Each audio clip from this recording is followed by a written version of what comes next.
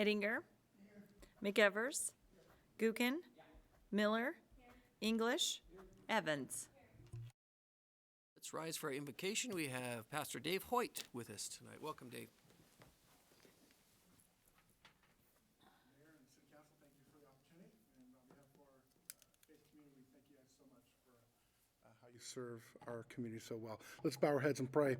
Heavenly Father, we thank you, especially in this season, where thanks is so appropriate. We thank you for all that you've provided and all that you have done for us. And Lord, we thank you for this group, this team that serves this city so well. And Lord, we ask that you would give them wisdom here tonight. Lord, that they would hear with wise ears. Lord, that they would come to wise decisions, Lord. And Lord, we just thank you so much for the leadership that they've given us in this community, and not only in the city of Coeur d'Alene, but our surrounding areas as well, and what they represent. Father, we thank you again for the opportunity we have to live in this amazing place. We ask that you bless this time, bless all those who are here tonight, all that's said, and we give it to you. In Jesus' name we pray. Amen. Amen. What if you lead us in the pledge, please?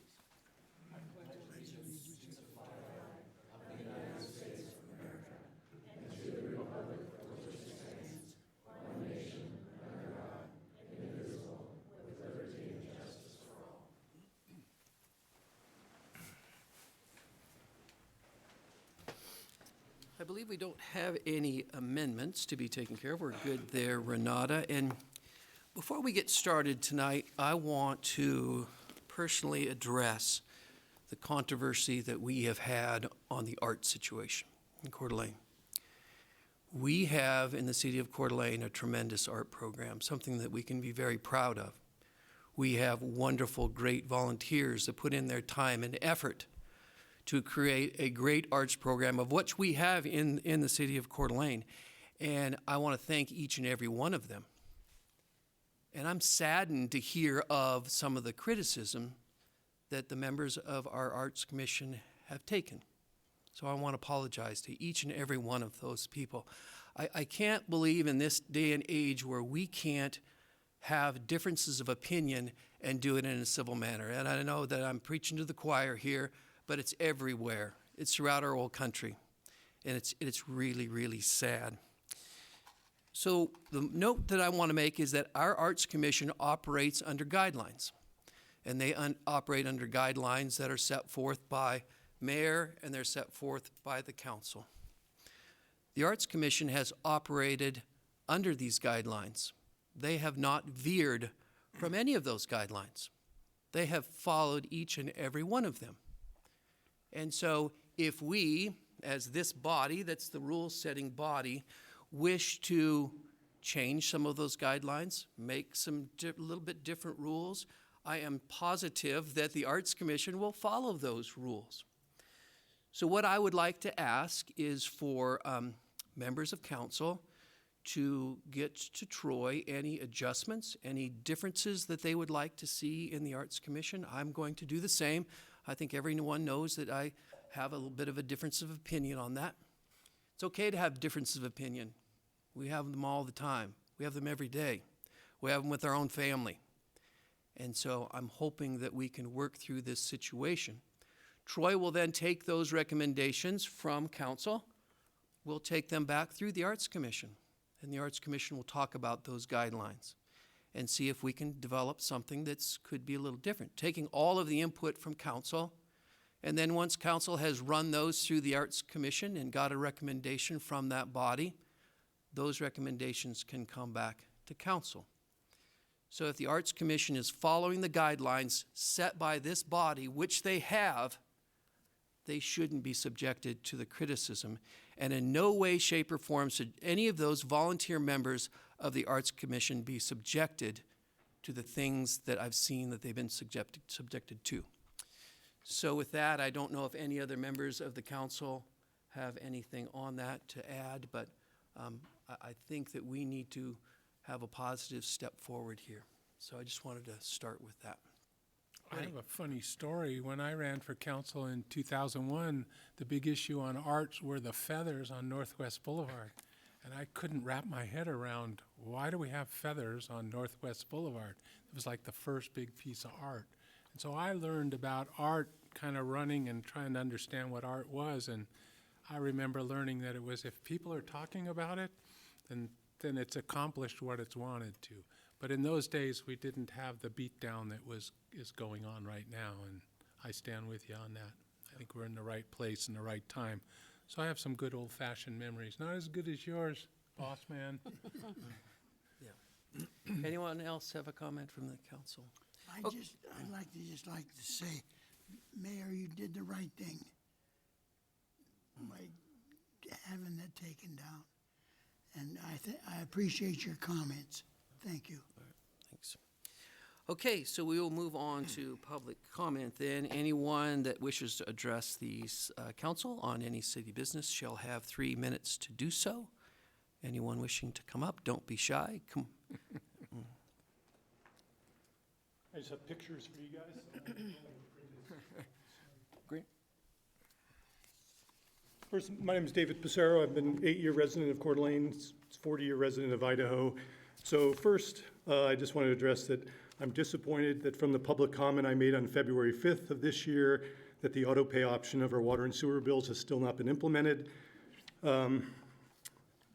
Disappointing considering I gave 3 cities in Idaho that had in place a program that could have been implemented here. Additionally, the clerk here advised me that the January 2020 implementation timeline will not be met and there will be additional costs.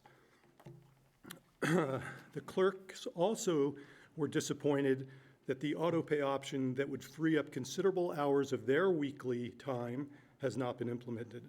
Lewiston had an easy to implement program and a secure process that could have already been in use by our city versus creating something new. Get it done for our citizens, reutilize the saved resource hours for other activities, and lower overall costs. So my reason for public comment tonight is to request a review and revamp of the food and alcohol beverage service areas on public sidewalk policy, Resolution 06-033. The resolution was passed in May of 2006 and has not been reviewed or modified since, to the best of my knowledge in speaking to the staff. I am pro-community, pro-restaurants, and pro to the atmosphere and vibrancy that sidewalk dining brings to our city. My 87-year-old mother loves to go to lunch at various restaurants on Sherman. Because she uses a cane and needs to hold onto my arm, it has brought serious safety concerns to my attention that the council needs to address. In addition, the fee structure that is in place right now and charged to the restaurants is antiquated. Safety issues include lack of current code enforcement and ambiguity, lack of adequate space to navigate the sidewalk safely. 42-inch wide clear passage is not enough and is not adhered to by the businesses. The code does not address height requirements or umbrella awning height or encroachment into the clear passage space, requiring sidewalk users to duck and lean to navigate the sidewalks. Additionally, additional obstructions exist, such as tent signs, waste receptacles, lamp posts, trees, grates, and other items. The liability insurance requirement for the public space that the businesses are using, the restaurants, is not for the compromised public space being used by our pedestrians. So between the dining area and the street. Anyone with a disability or in need of assistance to walk will have difficulty navigating the remaining public space, let alone other sidewalk users, especially around the pub and bar crowds. We put the city at risk for litigation if an injury were to occur because of the lack of public space remaining and the business encroachment into the public space. There is significant variation in stanchion installations contributing to safety issues. Many seem slapped together on a shoestring budget. The fees are antiquated, $125 per year for the encroachment fee and the $22.13 per seat for a sewer cap fee. So the restaurant has 24 seats, a restaurant that has 24 seats on the sidewalk would have an annual fee of only $656. With my extensive knowledge in the restaurant business, which you have as well, Mr. Mayor, this annual fee would be recouped in one business day or a few more maybe. It is the cheapest square footage cost that any business could have. Our city is cheating itself, exposing ourselves to liability claims. Mr. Mayor, I would guess that if you were to have outdoor seating space at the Fort Ground Grill, and it was this inexpensive to you, you would take much more of it, right? So please review and correct the issues before next season. I've included photographs for easy understanding of what I took pictures of when I was walking multiple times with my mother. Allow all of our citizens and visitors to experience our community safely without regard to their physical abilities or limitations. If you would like me to participate in any work to revise and update this policy, I'd be pleased to contribute. Okay? So thank you for your time. Thank you. Appreciate that. Anyone else wishing? Oh, I'm sorry. Questions of council? Oh, well, yeah, thank you, Mr. Mayor. We heard back from our comptroller regarding the fees, like you said, the automatic paying of fees, what you opened with. And apparently, we would have to charge for that, and Troy would have more information on the details, because I've asked him about that as well. So we should replicate Lewiston. It's a simple, secure process, no extra fee, saves tons of time. The clerk here told me that she believes that 35% or more of our citizens are going to auto pay, if not more, because of how many people live here part-time or are gone a lot of times. It's just antiquated. I have to pay $80 and then based on my average payment or whatever, and so the fact that I brought it in February and we said we were going to do something about it, it's November. Well, it came back to us, and we didn't share it, and so I'm sorry about that. No, but I'm the just other thing saying- we can do, of course, is we could also, since the information is on the website, we could send out an email reminder, and then people would know that it's due. But I agree, it should be paid. I think Lewiston eats the cost, don't they? Yeah, so they actually pass the cost of taking automatic payments off to the property They taxpayers. said it saved them money, it didn't cost them anything. And that's good to know, so, because I could research that as And well. she but told me she it's would good. come up a day and train our staff here. And I provided that information in February. Thank So, you. so I do think, Troy, that we did get different information from Lewiston. Yes, we did. And so obviously the software system that we have is different than Lewiston. So we explored it extensively and are working on it. The vendor we're with has had a few glitches in that process, but we are going to deliver it. So I appreciate it. And regarding booze, so this is the open container thing. Now, we have that. I don't think Post Falls does. Or is that an Idaho rule? Does Mr. Gridley know the answer to that? Is our open container rule restriction against having that beverages on open containers downtown, is that an Idaho? I'm talking about walkway space. Oh, you're talking about walkway. Oh, I thought you were talking about booze. Nope. Because that's what I was thinking We have of. plenty of laws around the alcohol. What we need is to open up the sidewalks so pedestrians that are not eating on public sidewalk space can navigate the sidewalks without tripping on bricks, running into grates around trees. Okay. Because the 42 inches that's in place right now is not being adhered to. There's no height requirement, so umbrellas can encroach into the public space. I have never really thought about it before until I was hauling my 87-year-old mother around with me. I'm like, this is dangerous as hell, and somebody's gonna get hurt and sue us. Because they hold harmless, and insurance only covers the restaurant space that's stanchioned off, not the public space. I appreciate you bringing that to our attention, and if anyone wants to talk about booze, I'm open. Thank We you. should make it easier. If you do the art walk, you carry your beer right on the I sidewalk. know. Thank you. Others wishing to give public comment?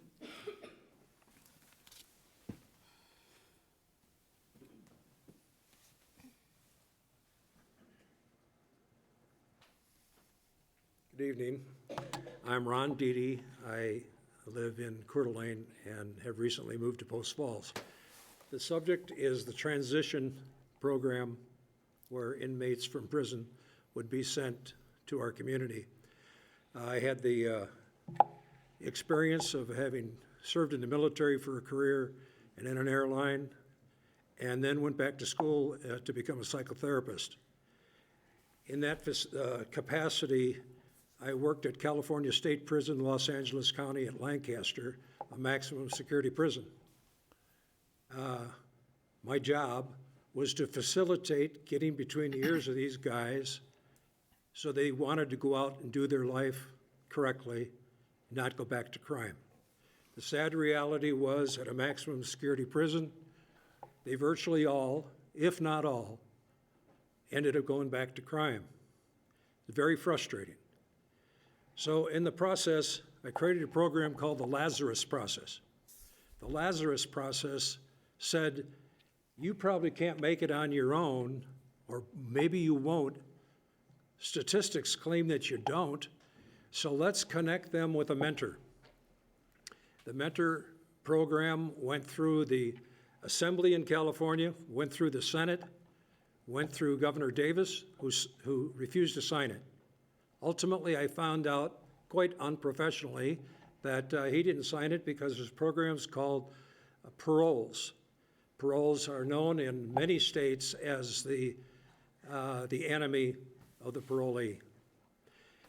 So the idea of it's been kind of confusing.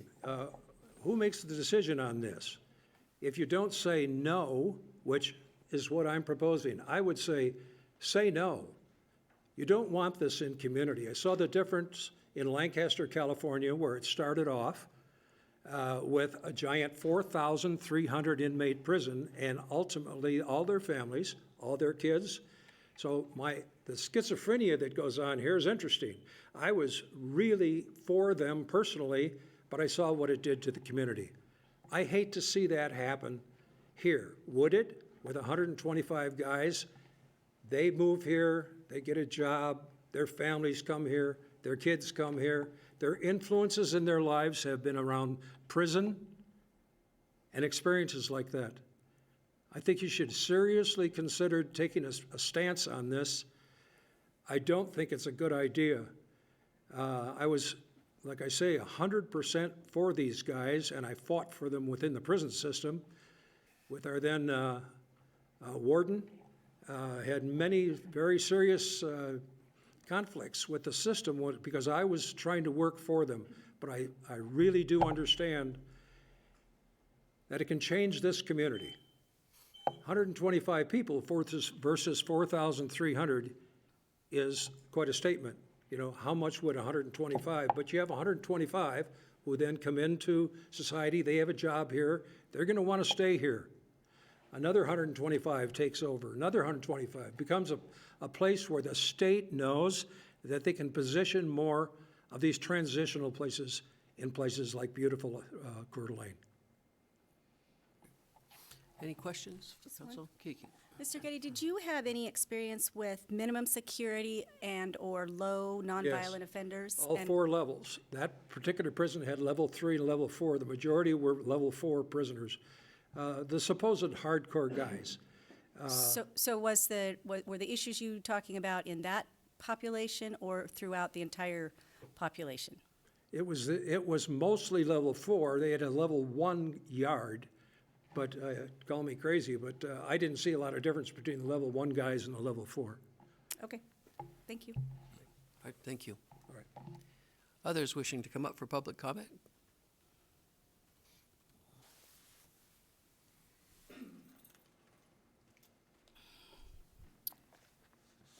My name is Eileen Johnson, and basically, I just wanted to talk about 2 things. First, the new corridor that is on the agenda, I believe, tonight.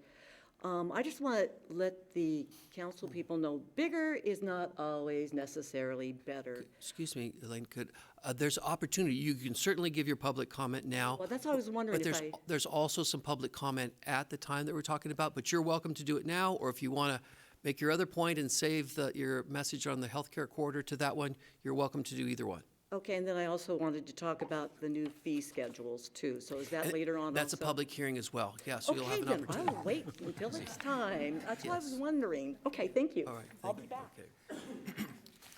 Others wishing to give public comment tonight are welcome to come up, if there's anyone.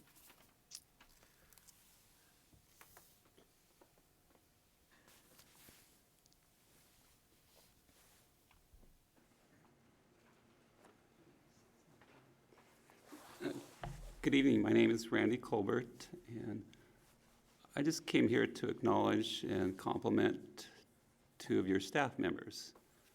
I went to the Planning and Zoning meeting, and Hillary invited members of the public to go and play a board game that simulates the development, the interaction of the city of Coeur d'Alene.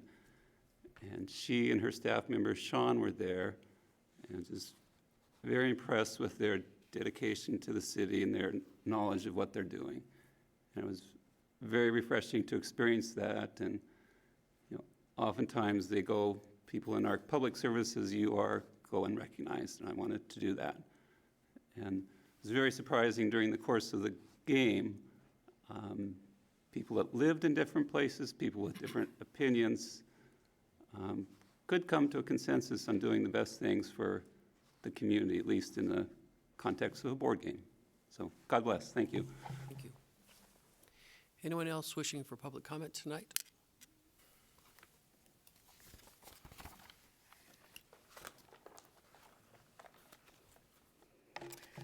Good evening. My name is Jennifer Drake, current chair of the Coeur d'Alene Arts Commission. While I am here in my capacity as chairperson, my comments tonight are my own and do not necessarily reflect the entire commission. Many of the people in this room probably know me. Some of you may not. I am a fourth-generation Coeur d'Alene resident and have spent much of my adult life here actively engaged in the betterment of our community. As long as I live here, I will continue to act in what I hope are the best interests of my hometown. I am here tonight not to discuss the art piece known as Marker 11. After all, controversy in art is nothing new. Instead, I am here to present my comments on the piece's rapid removal and what I view as the inexcusable way in which this situation was handled. Let me begin by stating that I studied Soviet and post-Soviet politics at one of the top international relations universities in the world, so I certainly don't need a lesson on the brutal legacy of the Soviet regime or to be told why some people would find a Soviet symbol offensive. In fact, I too didn't particularly care for the piece, so I'm not here to defend its artistic merits. What I am here to defend is the process by which the Arts Commission functions and to stand in public opposition of the knee-jerk, unilateral decision that was made to remove a piece of art that was under the Commission's purview. The artist's statement for the piece reads as follows. Marker number 11 makes reference to the coal industry around the world and its major players. It, however, does not attempt to make statements or take sides. Rather, it suggests that discussions about it, its use and economy, should continue. One side refers to transportation, in particular railroads, while the other three sides reference countries and societies that are these major players. End of quote. While that's probably the first time you have all heard the artist's intention for this piece, the piece itself is not new. It was installed in 2017 as part of the Art Current's temporary art program and has been sitting there silently and without incident ever since. That was until this past week, when an intentionally propagandistic video of the piece was posted on a conspiracy-focused local YouTube channel. Since then, the public outcry has been fast and fierce. Hateful comments, furious emails, rude phone calls, and even death threats have been flung at me and my fellow commissioners for the past several days. This outraged, very vocal minority has not asked for clarification of the artist's intent or insight into the commission's process. Instead, it has been an onslaught of insults and accusations that would have anyone questioning their desire to volunteer for the city. Unfortunately, the official response to this has not been defense of the city's commission or even the volunteer citizens that make up the commission.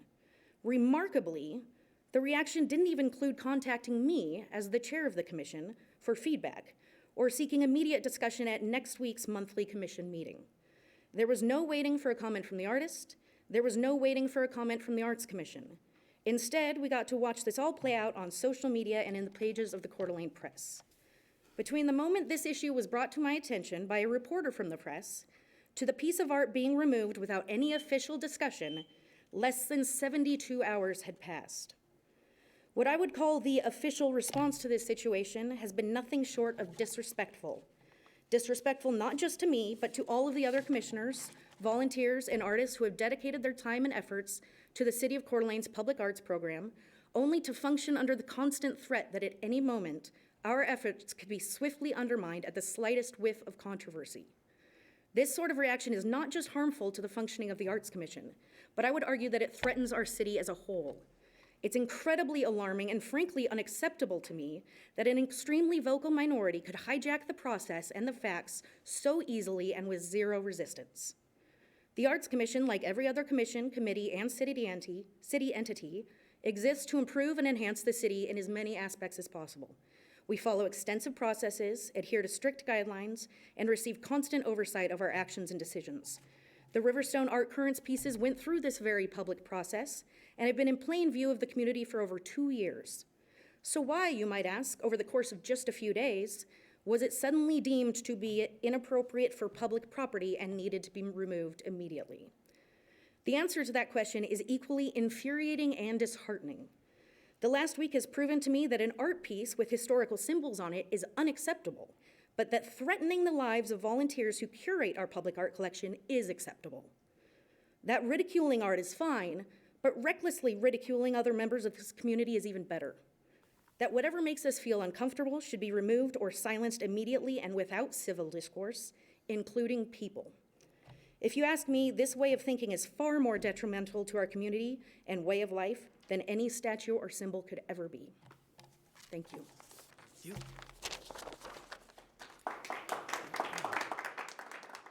Anyone else wishing for public comment?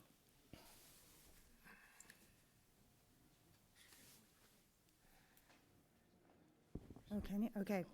Hi, my name is Blair Williams, and I am a longtime resident of Coeur d'Alene. I grew up in Hayden Lake and left here only to get my degree and background in the arena of arts administration. And I have been fortunate enough to be working in the arts now for close to 30 years. I currently serve as a board member for the Coeur d'Alene Arts and Culture Alliance. I serve as a commissioner with the Idaho Commission on the Arts, and I have held many board positions and volunteer positions and paid positions within the arts in my near 30 years of working. And I'm here today not representing or speaking on behalf of any of those organizations, but as myself personally. I currently am fortunate enough to carry forth the legacy that Steve Gibbs set when opening the Art Spirit Gallery in Coeur d'Alene just 22 years ago, in an effort to promote art and regional artists and the conversation that comes with art. And for 22 years, that conversation and that excitement has not only been a success in our community culturally, but economically. I'd like you to know that the Art Spirit Gallery puts close to $300,000 a year back into the hands of artists and arts groups within our region. We make a very large economic impact, as do all cultural and artistic and creative experiences in our region. It's important that you know that the arts in our area, for every $1 paid for or invested in the arts in our area, $8 go back into our community, whether it be through restaurants or shopping or hotels. Supporting a creative economy is incredibly important. I'm here today in support of Jennifer and in support of the Coeur d'Alene Arts Commission. I want to also begin by mirroring the words that Mayor Widmeyer said as he opened today, that we can agree to disagree. The mayor and I are friends, I'd like to consider, as I am with many of you, and we may have a different position. But I'd like to give you an experience that the Art Spirit Gallery, a 22-year-old business, suffered last year. Was it last year or maybe even 2 years ago? We had a piece of art that we at the gallery had had for close to 3 years on display, sometimes in the window, sometimes on the floor, never with any opposition. Then one day, a couple came in and had opposition to the piece. They felt it was blasphemous. And the same uproar that you've seen in the last 72 hours occurred. And my gallery staff and I and our gallery for 2 weeks straight were lambasted in the press and online and via phone calls and death threats and all of the same that occurred, and that is occurring now, I should say, with this piece. We, however, chose to keep the piece in place, in our window, and we conversed with everyone who came in opposition. And I would like to say a follow-up to a conversation that I had earlier on the phone with Mr. Widmeyer, with Mayor Widmeyer. While you are feeling the stress and the pain of all of those people coming at you, we did as well. But I can guarantee you that the 99% that you are feeling are in opposition were not true. In our case, the 99% that we felt were in support of us. We had people from around the world contacting us. Paris, Israel, Texas, New York. We had a couple drive from Nelson, British Columbia to show their support for us keeping the peace and supporting the message that the artists had intended, not the message that the opposition wanted to bring to the peace. So I'm here today to encourage you to create communication with this piece, to talk, to not simply remove. And I remind you that in 1990, when the Supreme Court was faced with this very same issue of censorship of the art in Cincinnati, art won. Thank you. Thank you, Blair. Anyone else wishing to give public comment tonight? Okay, we'll move on then to presentations. So first up, we have the 2019-2020 annual snow plan. Tim Martin.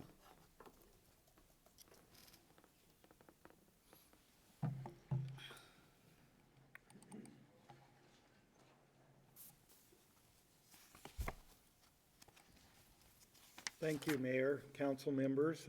Before I get into the plan, I'd like to talk a little bit about leaf pickup and how it's going. As you're well aware, we're into Leaf Fest 2019.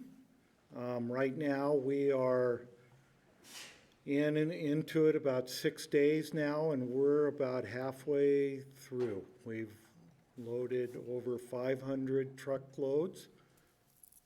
We are taking it and having those leaves shredded right now, and we're hauling them out to the airport. Right here, there were the star symbols. That's where we're taking them. There we're using a tractor and a spreader and putting them out on for soil amendment.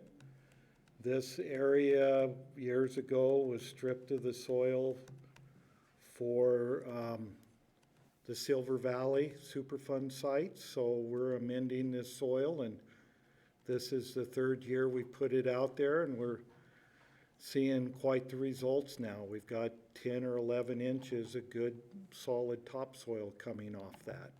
So it's a well worth program. If I could, and hopefully some people are watching tonight, but many people still see leaves in the road when we're gone. I mean, it's quite the process. They move really fast, and it takes a while for the sweepers to get into some of these areas. You know, so I'm asking for patience. We're gonna continue to sweep. We will sweep till the snow starts flying. So, you know, give us an opportunity. We'll be there. Sweepers right now are about 2 days behind these crews, and we hope to wrap up by first of next week with picking all the leaves up. So with that, you can go to on the website, the city's website, and click on the map. The map will tell you where we are. This is not updated. This was put together with my presentation. But the red would highlight where we've finished, green is where we're working, and orange is where we'll be next. But we are actually farther north than that right now. So with that, I'd like to get right into the snow plan. I don't feel under the gun, but I want to move along pretty quickly here. So if you do have questions, please don't hesitate. Snow is a big event in the city of Coeur d'Alene. It's an emergency. We get on average 70 inches of snow a year. It seems to be more and more each year. Last year we had roughly almost 100 inches. It wasn't too many years ago that we were pushing 172 and 120 inches. So we certainly can get it, and it is an emergency. Plow operations will start with 4 to 5 inches of snow on the ground and/or 2 inches and no more snow or more snow expected. We are very aggressive. We'll get after it early. We do put a plan together and we prioritize the areas that we're going to be in first. You know, of course, the hospital corridor, all the major arterials, the hills, the major collectors, bus routes, those are arterial routes. I had a citizen call me last year that took their son or daughter to Skyway and they didn't like to drive the arterials, so they took an off-beaten path and wondered why I wasn't there yet, you know. And so we try to help them, you know, and of course residential streets and cul-de-sacs, that's kind of how we look at it. Bare pavement is not the goal. I mean, good working streets where you can get around on is our goal. Over the course of the last decade or so, we've used more de-icer materials on our arterials, so they're usually a bare and wet product, but you will get some icy roads in your residential areas. We do not plow snow from the alleys. This is in that snow plan, and you know, we just do not. We get some calls. We'll sand them if we need to for the garbage trucks, but more or less we do not plow them. We encourage residents to keep their cars off the roads during and after snowstorms if they can. Many of our residents in the older part of town, when those alleys get filled up, you don't have a choice. We understand that, but as you can, if you hear those trucks, I can tell you that these plow teams are pretty experienced. These crews, many of them been in the department over 10 years, and they plow with the same crews every year.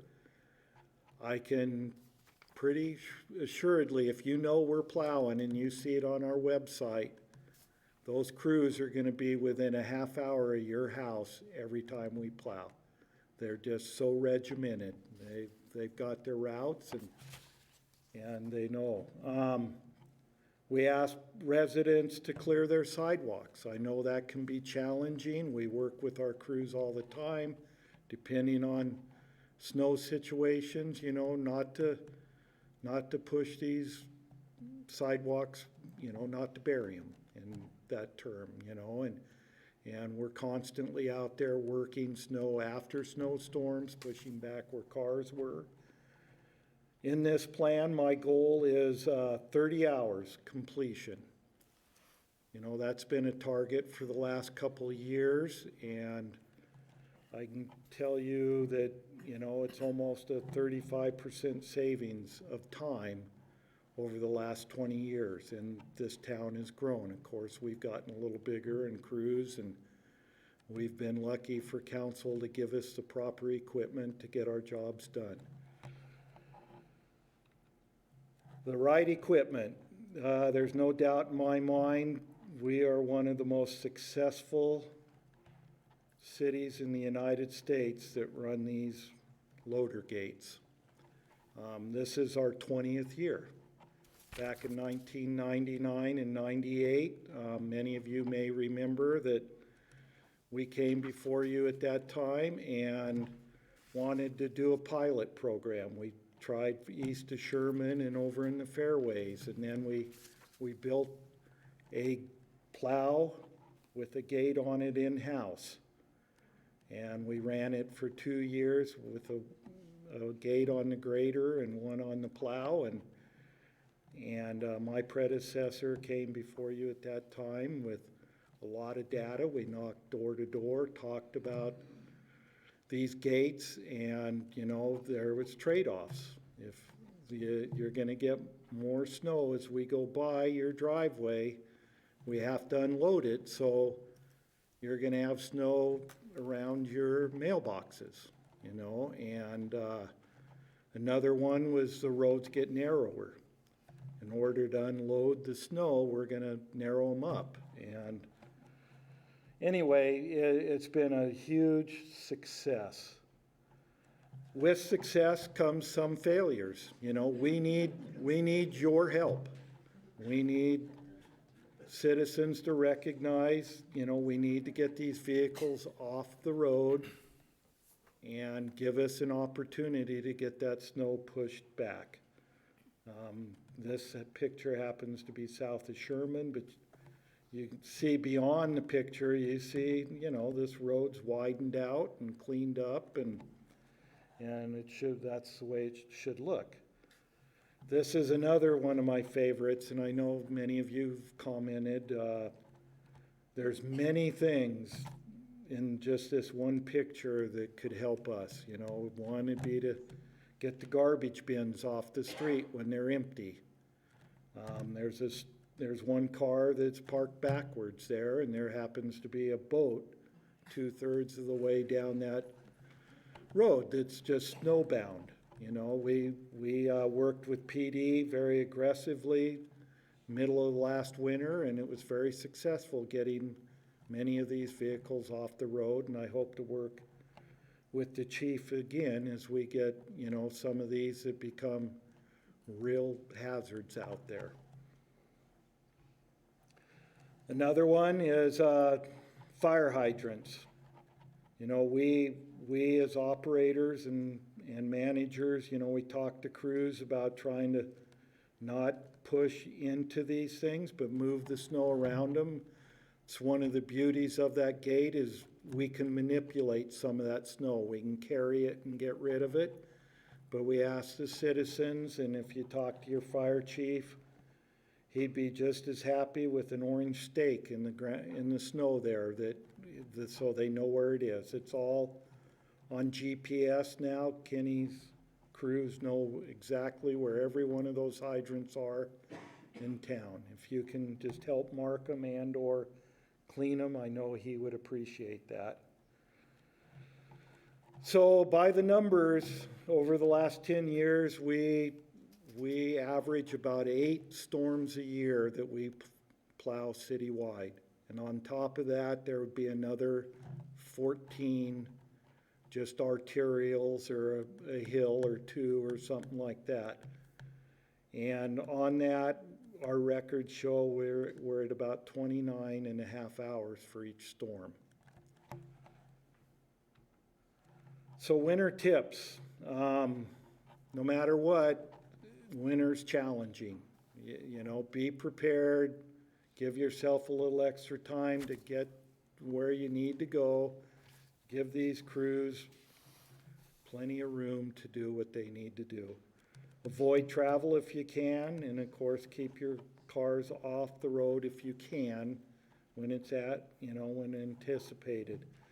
Probably more importantly, and I think, you know, others talk about this daily, is, you know, let's get out and help our neighbors if you can. You know, help your neighbor that needs help.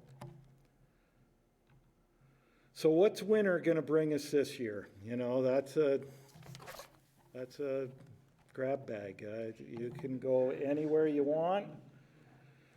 Farmer's Almanac says chilly and normal precip. AccuWeather says it's going to be kind of mild, but maybe changeable. NOAA says it's going to be above normal temperatures, average precip. This is kind of how NOAA predicts your winter this year. And so far, November's probably where, you know, it's kind of right on, below norm. I mean, Cliff said this week, you know, we're below normal precip, but we're above normal temperatures. Winter looks like December may be the most vibrant month for those that love to see snow come. And then it kind of dries out a little bit and we get some normal temperatures and hopefully rain in February. It's not. February's been tough the last few years. So your first storm this year is gonna be American Falls. This year's theme is cities in Idaho. If we get to Nampa this year, we're all gonna need help. And that's 14 storms, and that's gonna be a lot of snow hit the ground.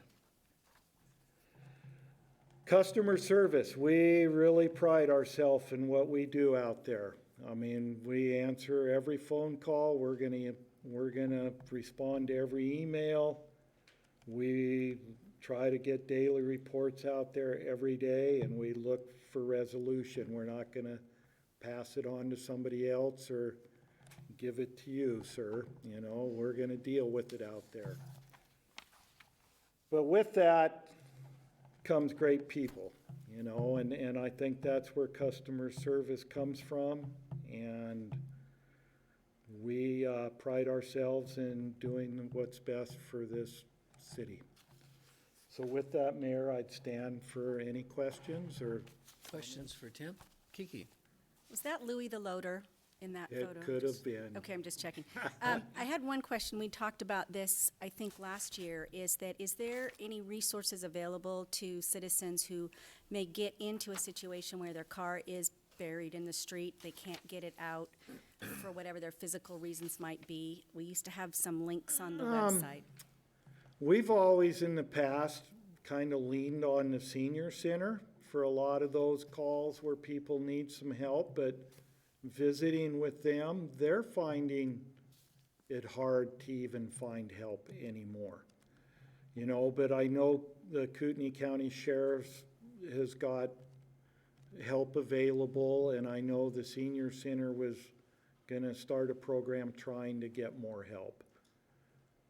Good, maybe we can support a story for anybody who's willing to sign up and volunteer and help somebody who's incapacitated for a short period of time or elderly that needs to get that vehicle out of the way for public safety reasons, and we'll start The our own. department's very good at that. Good. You know, I mean, we'll get a call that somebody has to get to the doctor or something, and we always check. We've got Good. lucky over the years, the council's provided us the tools. We've got a little truck that will go help clean out driveways for people to get out if we may have left some snow in it, but, you know, that's what we're here for. Good, thanks. You guys do a great job. Appreciate it. Other questions for Tim? Dan? Thank you, Mr. Mayor. Tim, so last year we sent out a notice to get all the abandoned cars or cars that people had left on the road. It was pointed out to me earlier this year that there's a lot of people who leave trailers out on the street, and they just they sit there, and, you know, code enforcement does what it can, but most of the time our rules say that if they move it a couple of feet, it's good. This becomes even a worse problem in winter, and I know, for example, there's a trailer on my street that they just leave there, and it becomes bigger and bigger as the snows come and go. Is there anything we can do to motivate people to get things like the trailer or that boat that you showed in the slide? Is there anything we can do to get that situation addressed? You know, what I would like to do, and I've passed this or floated it past our legal, is potentially getting with Randy to maybe bring something forward to you that supersedes kind of this 24-hour, 48-hour notice thing that, you know, we're out there all the time. We're going, right now, leaf pickup, every street in this town we touch during leaf pickup, and these guys know where these vehicles are. You know, I was made aware of one today that's like sitting up on jacks with windows literally open. It's not moving, you know, and I've asked field supervisor to, you know, write these addresses down, and let's not wait till it becomes a hazard. Thank you. Any other questions for Tim? If not, we'd be looking for council action. Mr. Mayor, I'd like to move for approval of the 2019-20 snow plan. Second. Motion and a second. Any further discussion? All those in favor? Aye. Any opposed? Motion carried. Thank you, Tim. Announcements. Any member of the city council have an announcement tonight? Kiki? Just one, I wanted to update all the rest of council that there were proposals submitted when the request for them came out regarding management of the Coeur d'Alene parking program. And there's a group that's formed to review those proposals next Monday morning with hopes of an evaluation and an award to be presented and coming to our next council meeting. Councilmember English is going to be on that group, along with myself, staff members, and 4 other citizens will be involved in evaluating those proposals. So just an update. Quick question, Kiki. Does that go through Parking Commission as well? Before it comes to Parking us? Commission already saw. Already saw, the okay, sorry. proposals. Thank you. Correct? Yeah. Dan? Well, I would just take a moment to address the gentleman during public comments about the potential prison release center that may come.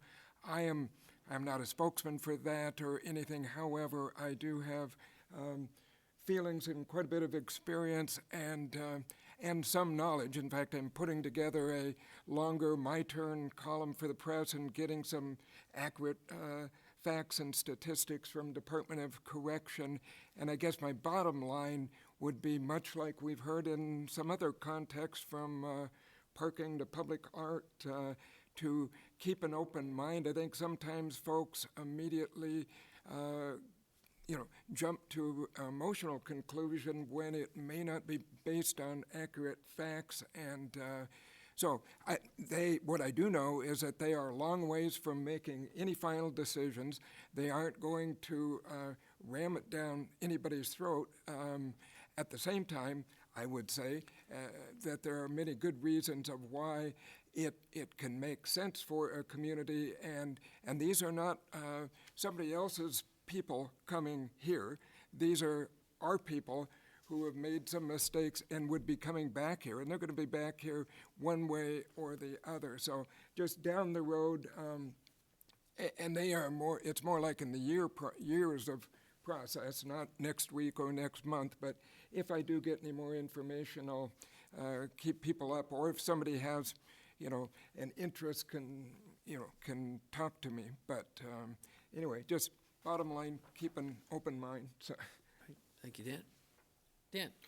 Thank you, Mr. Mayor. So I'm the council liaison to KMPO, the Kootenai Master Planning Organization, which deals with transportation. And I don't know if anyone's noticed, but, it's kind of slow getting around town. Traffic tends to back up, and this is how a lot of people blame growth for this. But it's really a lack of funding for the transportation plans that we have on place that would help alleviate the problem of getting from A to B. Good news is the chambers have gotten together, and they have decided, their policy committee, that there may be a solution at hand, and a local solution, one that we would have control over, that would help us accelerate the funding of these projects. Now, it's just in the talking phase right now, but I'm really excited about it, and I think it could be a good solution.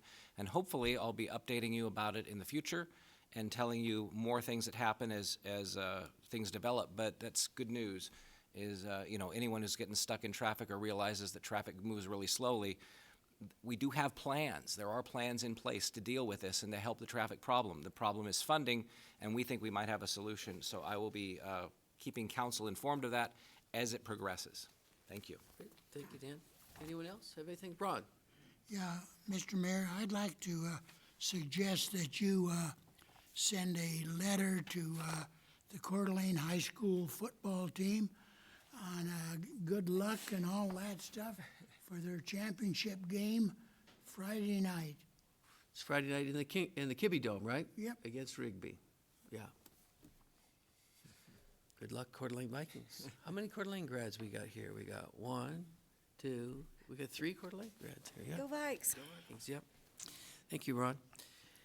Anyone have anything else? So we'll move on. I have some appointments. The new Historic Preservation Commission. So we have appointment of Robert Singletary, John Mueller, Walter Burns, Courtney Beebe, Annalisa Miller, David Walker, Sandy Emerson, Lisa Straza, and Alexandria Marino to the Historic Preservation Commission.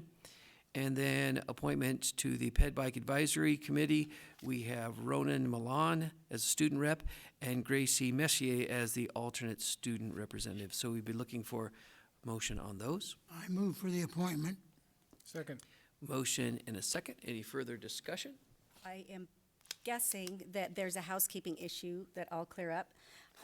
We need to designate the terms according to the Idaho State Historical Commission. So if I could just add that the motion should read Annalisa Miller, Alexandria Marino, and Jonathan Mueller at a 3-year term, Robert Singletary, David Walker, and Lisa Straza for a 2-year term, and Walter Burns, Courtner Beebe, and Sandy Emerson for a 1-year term to that motion. So who made that motion, Kiki? So Ron made it, so you're okay with that adjustment, Yeah. Ron? And then Kiki, your second, okay? Mm-hmm. All right. Any discussion on that? All those in favor? Aye. Any opposed? Motion carried. Mr. Mayor, I'd like to move for approval of consent calendar as presented, including Resolution 19057. Second. Motion and a second to approve the consent calendar. Any further discussion? Roll call, please, Renata. Miller, Yes? McEvers, Yes. Gookin, Yep. English, Yes. Eddinger, Yep. Evans. Yes. Motion carried. Move on to the public hearing. This first public hearing is a legislative hearing. This is the adoption of the urban renewal plan for the Health Corridor District, and we have Tony Burns and Danielle Quaid. And I'm going to recuse myself from this issue, and I'm going to turn it over to Council President McEvers. Welcome, Tony. Good evening, council. Got a lot of good pictures? Got some good pictures for you. Good pictures.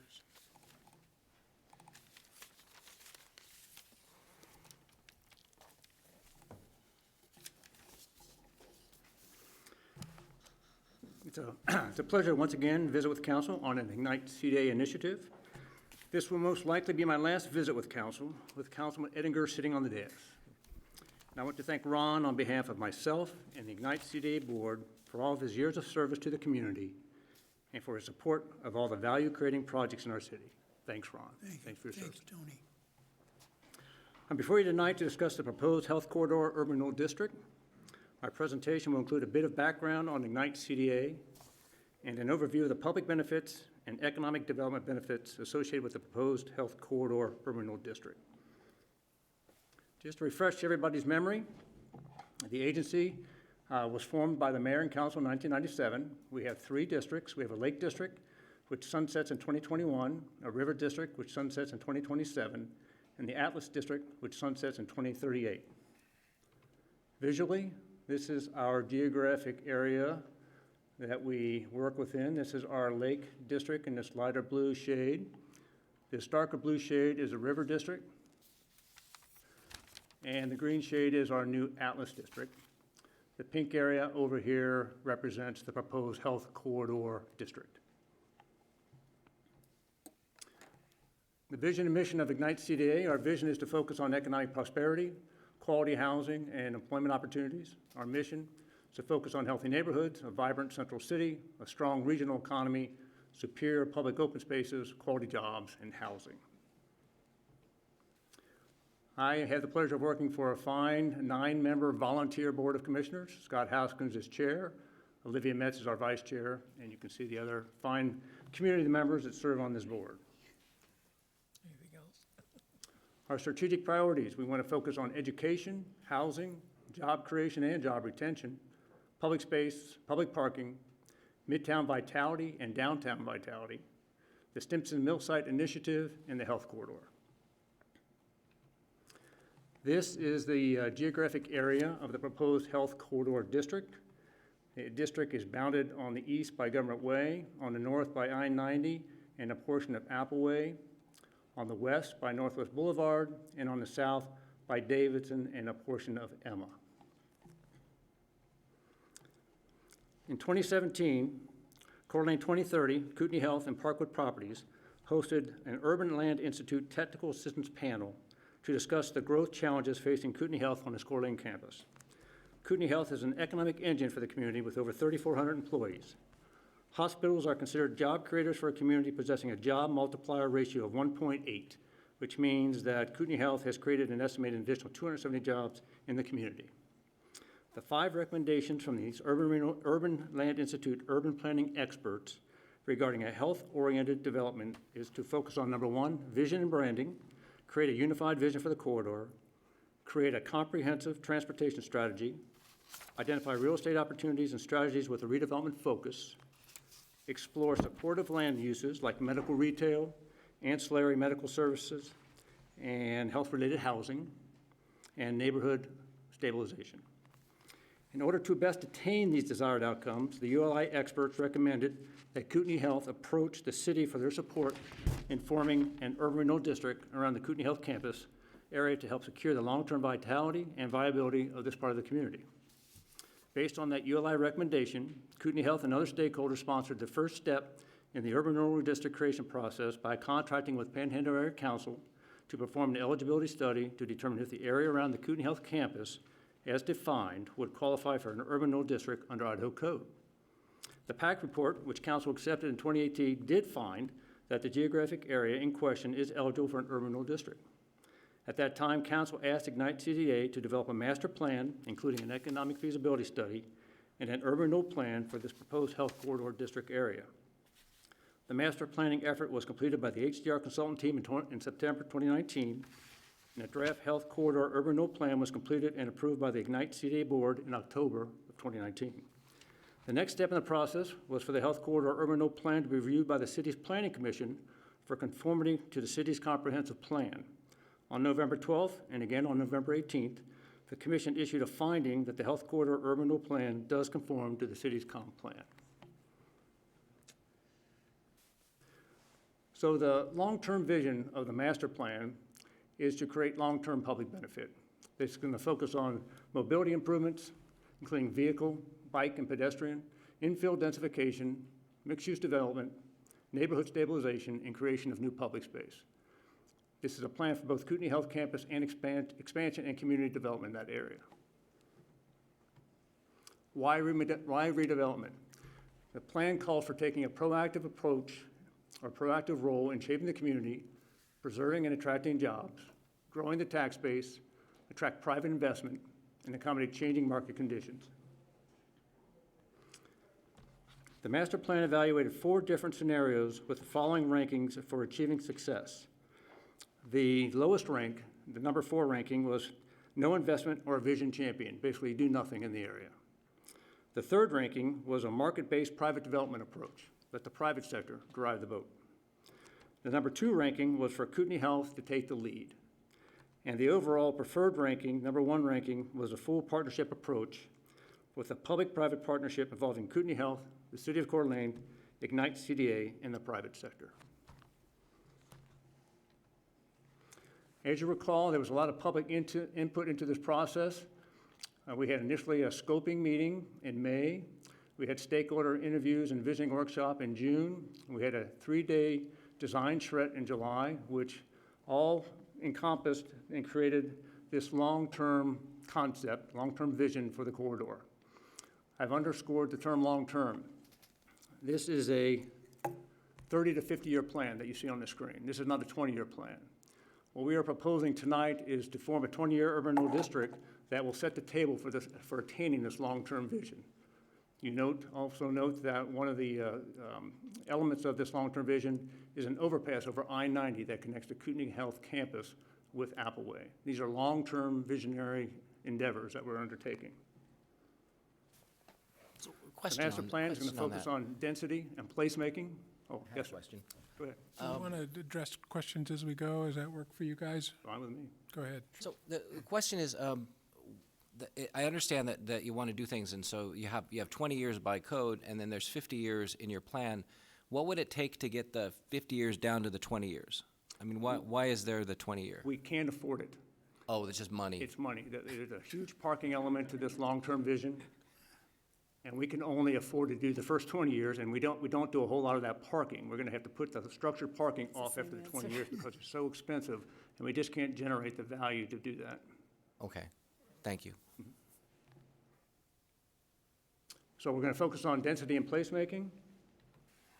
The master plan also focuses on creating mixed-use opportunities as well as new open space. The master plan focuses on mobility improvements, including roadways, traffic calming, pedestrian, bicycles. As you all know, if you drive up around in that area, there's a lot of challenges regarding mobility on many fronts. Keys to implementation. We want to respond to market demand.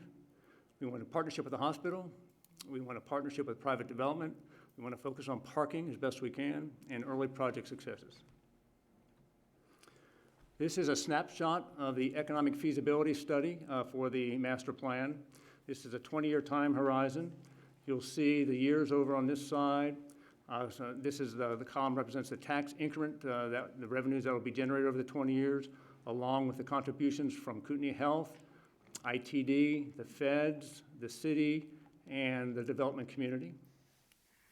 The other side of this chart shows the expenditures. So all of these funds will be focused on building new streets. This is the cost for the proposed overpass over I-90.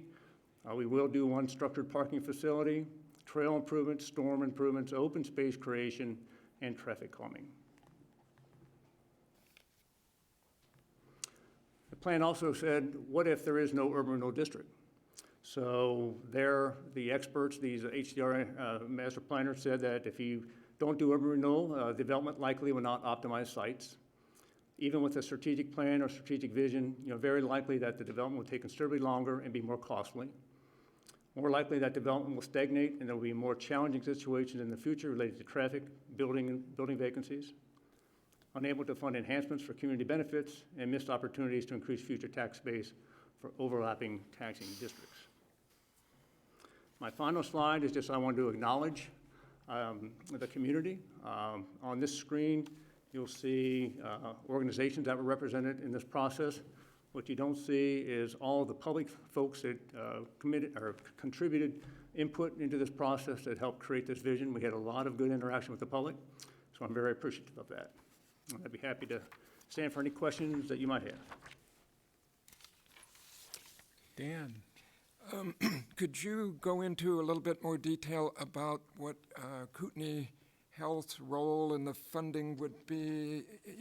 In a nutshell, of course, if you're tax exempt, then you don't, pay into that. But as I understand, there's a process where they can, in a sense, voluntarily contribute. So. Right, Commissioner English. So on the screen here, you'll see what we call Kootenai Health District Pilot. That's payment in lieu of taxes. So we've been partnering with Kootenai Health, defining their potential financial role in this endeavor. And you can see that we have an estimated amount of about $7.3 million that they would pay in over the 20-year time horizon to kind of help with all these public improvements. They would also be contributing to parking, my column here, to street development and to open space. Mr. Gookin. Thank you, Woody, Mr. President.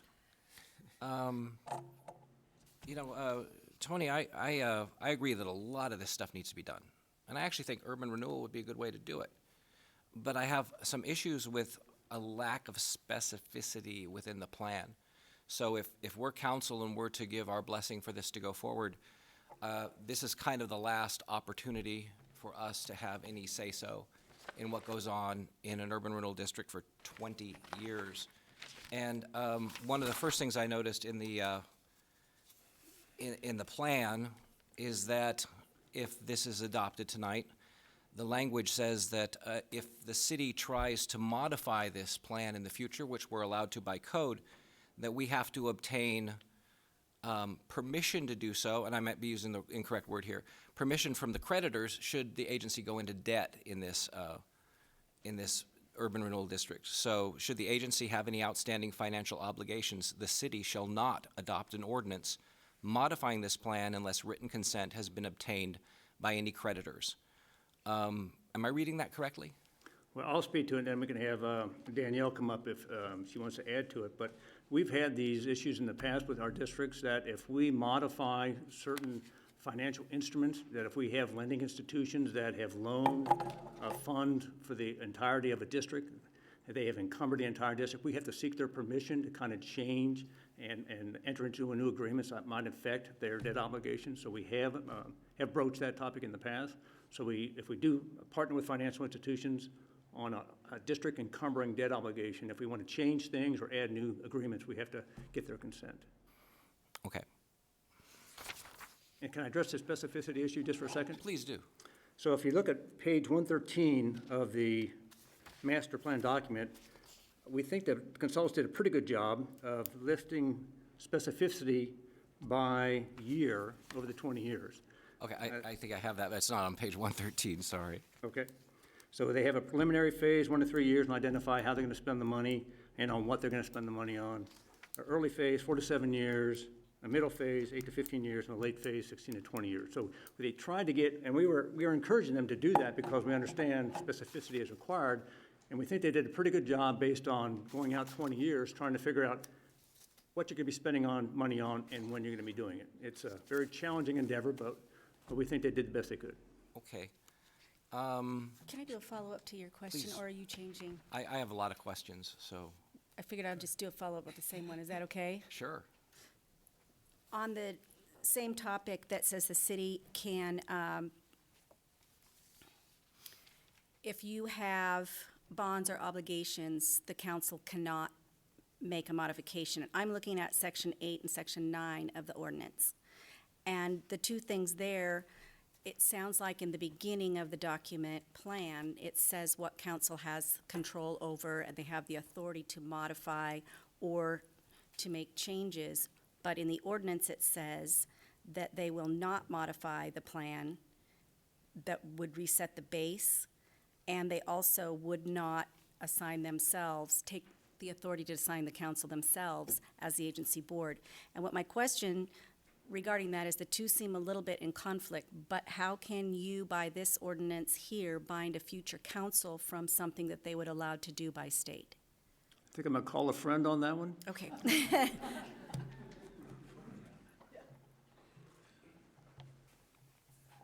When you phone a friend who's an attorney, it's probably a good move. Hi there, council members. You can't bind a future council. This is just recognition of the requirement that we are kind of faced with when we go and try and borrow money, right? This plan calls for the agency to borrow money. This is a covenant that's going to be required by the banks.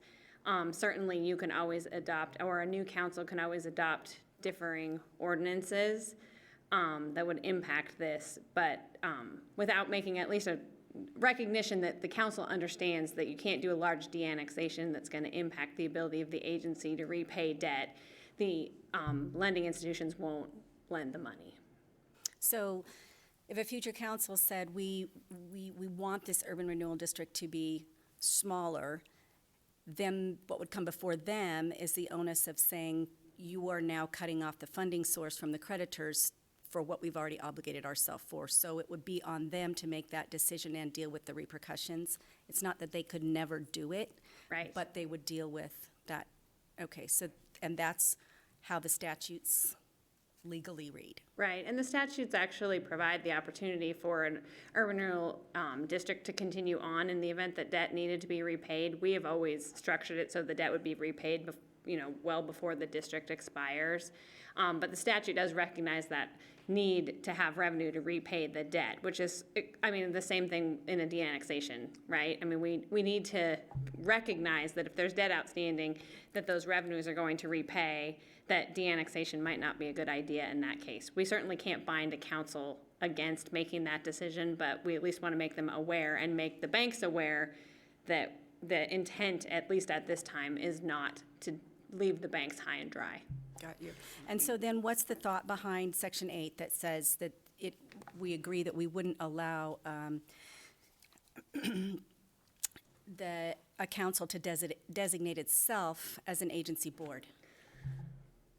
That's kind of a can of worms, Councilmember Miller. That's about keeping the distinction between the city council and the agency board as separate legal entities. And there is not clear law on whether or not a council that made itself the agency board would be separate enough to meet the requirement of not coming under Article 8, Section 3 and the Supreme Court law that has addressed that issue. So, my firm has not, at this point, given an opinion that a city council acting as an urban renewal agency really is separate, like is required by the Supreme Court cases in order to issue debt without a vote. So that's what that is about. Okay. you done for now. Those are good questions. So, does that restriction, Danielle? So does that restriction, so that you mentioned de-annexation, and of course changing the boundaries would reset the base. But what about if, say, a future council decided to pass a resolution to direct the urban renewal agency to, say, add a traffic signal somewhere and fund that? Would that be prohibited under the current language of the plan? Well, I mean, the city council can certainly come to the agency and make a request. You can't pass a resolution and direct the agency to take action, right? The agency is an independent body, corporate and politic, that makes its own determinations. But you could certainly make that request at any time. I guess Could we make it through a plan modification? Could you make it through a plan modification? I suppose so, but you would have it, you're still balancing the same issues, right? Like, is there enough money to repay whatever obligations are already outstanding, along with, do the new projects? You're seeing that all the time right now with the Lake District, right? There's a lot of decisions to be made about where to place those funds. It's been random, thank you.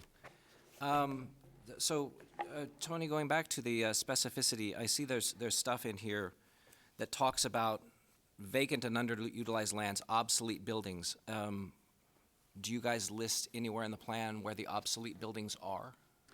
They don't have a list of where they're at, actually. It just depends on what public improvements would be undertaken in the future. And if, like, basically straightening out Ironwood. I mean, you saw that in the plan. Back up.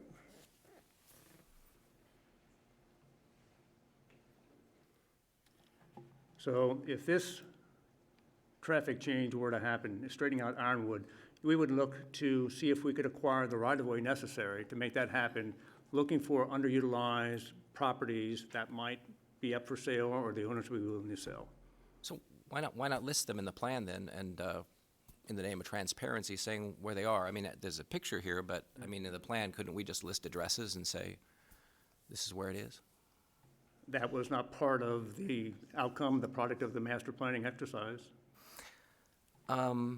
Speaking of that, the demolition and removal of certain buildings, I noticed that there is a road there that is not there, and I don't know what the name is. It's toward the bottom of the map, and it, middle bottom, right about there.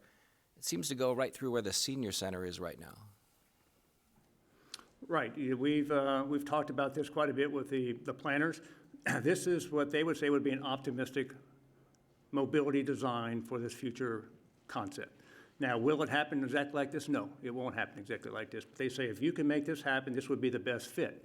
So we're going to have to, in all reality, work around properties that would be for sale, would be ready for redevelopment, and properties that are not. We have no plans to go in there and bulldoze the senior center, Woody, in the next year or two. I mean, we would work with trying to come up with strategies that make sense given this long-term vision. This reinforces what I say. The plan is vague, because you're saying, here's a map, this is what we're going to do, or not. And so what we're doing is committing, right now, 20 years of question marks. And that's reinforced throughout the plan, where it talks about generalizations. I'm reading a line here: without direct public intervention, the project area could conceivably remain unchanged for 20 years and develop slowly and inefficiently. Well, how? I mean, if it's supposed to be, if it's so beneficial, and we really need to do this, and I agree. I mean, this stuff looks good, but what I like to see in a plan, this is, the mayor tells me often it's my favorite four-letter word, is specifically what's going to happen where and when. Well, we've given you the best idea we can in that master plan of what and when. We can't give you exactly what date and how much money. Why not? We can't. Can you? What are we going to spend? What are you going to spend? Well, I'm opposed to urban renewal personally. That's why I would say let's not do it at all. That's not realistic. What can you give me exactly how much you're going to spend on 10 years from now on Project X? You don't know what the project's going to be. And you don't That's know. what a plan is for. You say, we're planning on doing this. We have the BLM corridor plan that we have, which is going to take years to implement, and step by step we've been doing it. But the benefit of having that plan is that a future council can look at it and say, well, what were they thinking for this area. And so we have this image here, and this is great. I love that. If that could happen, that would be so awesome. I think we're on the same page with that. But I would like to see something procedural in the name of transparency and $127 million of potential public funding, what we're going to do line by line, year by year to get there. Now, other urban renewal agencies seem to be able to do this, but you're telling me you can't. Well, what about on page 113? Aren't they lined out for you there? I wish I had the same page numbers you do, but we're not on the same page. I don't have the master plan with me. Does anyone have a hard copy of it? I do. Okay. What's in that? It's like 13, isn't it? This is the early phase, middle phase, that.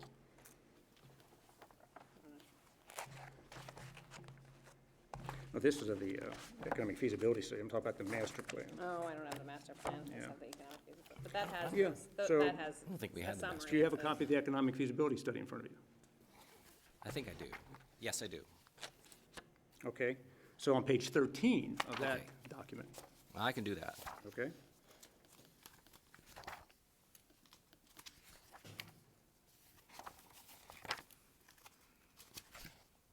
Here I am.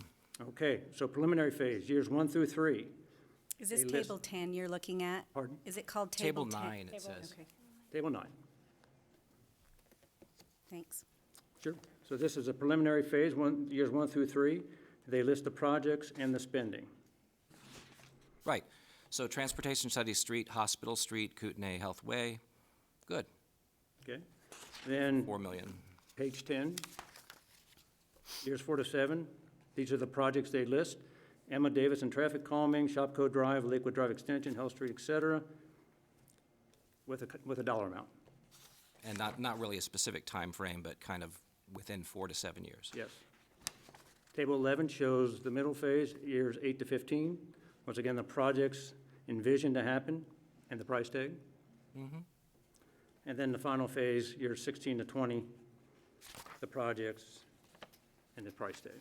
So that's the specificity that we felt comfortable in getting from the master planners. Thank you.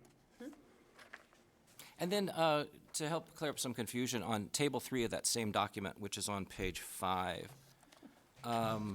it lists a bunch of stuff and the location is various. Can you explain what this Table 3 is trying to describe? It lists some non-public things, I would think, apartments, townhouses, medical offices. So table 3? Forecast model demand development in the health corridor area. So this is what the market analysis showed would be the demand over the next 20 years for those type of products. So these wouldn't be specifically urban renewal projects? No. Oh, good to hear that. Let's move on to the touchy subject of eminent domain, and that's mentioned in the plan in section 305.1. The very last paragraph of that says that it is in the public interest and is necessary in order to eliminate the conditions requiring redevelopment, in order to execute this plan, for the power of eminent domain to be employed by the agency. So, will you guys be doing eminent domain to get some of these properties and do this? Well, as council knows, the agency's had eminent domain power since 1997. The board has never used it, has never talked about using it. They've always looked at trying to work with the open market to see what was available in acquisitions. As you know, it is a power that we have under Idaho statute. The board has that power, but they've never considering using it. Now, can I rule out that they never consider using it in the future? I'm looking at one of my commissioners, and I can say, no, I cannot rule that out. That's not my job. That's be the commissioner's job. But they do have that authority should they ever want to consider it. As we do on council. Yes, understood. gonna do Well, it either, but see, again, moving back to one of my major issues here, if this is a plan and we're talking about what needs to be done, then, you know, it would be good if they would say that in the plan. That would be something that would be allowable or disallowed. If it is something you've done in the past without it, then let's disallow it, but that's my opinion. We'll hear from the rest of council later. I would just say that, I mean, it is allowable, that's why it's listed under the plan. I don't think we expect that will be utilized based on the current temperament of the board, but it is a possibility. You know, we've had multiple situations where the council or the board could have chosen to use eminent domain on properties that we thought that we did need for certain urban renewal projects, and they never have exercised it. So it seems very unlikely, but it is a power they have, and it's listed in there, so it could be used if, you know, if it was the one holdout piece on realigning Ironwood Drive, they may well do that. In section 409, yeah, we'll talk about urban renewal later, or eminent domain later, but in section 409, which is of You the just plan. shush me? I'm just asking. No, I'm telling you, I want to. Okay, come just want to back be to clear. it. I want You're to come still back going. to it. He's I got on the his floor. pedestal. Leave him alone. I'm He's good. okay. I'm on a roll. Longer. So in 409, non-conforming uses, if you could explain to me, this is in the plan document. The agency may permit an existing use to remain in existing building and site usage in good condition. Kind of uncomfortable with that, because I'm imagining if I'm a business owner in the area of, in this plan area, what does it mean that the agency may permit my existing use to remain in an existing building? Is this, are you saying that the agency is going to decide what happens in which buildings? The agency certainly doesn't have legal power to control patrons' use and ownership of their property. This is just recognition that, we may not be able to cooperate with every different business owner, landowner, property owner in that area. And we will cooperate with them the best way we can to make them fit within the urban renewal project.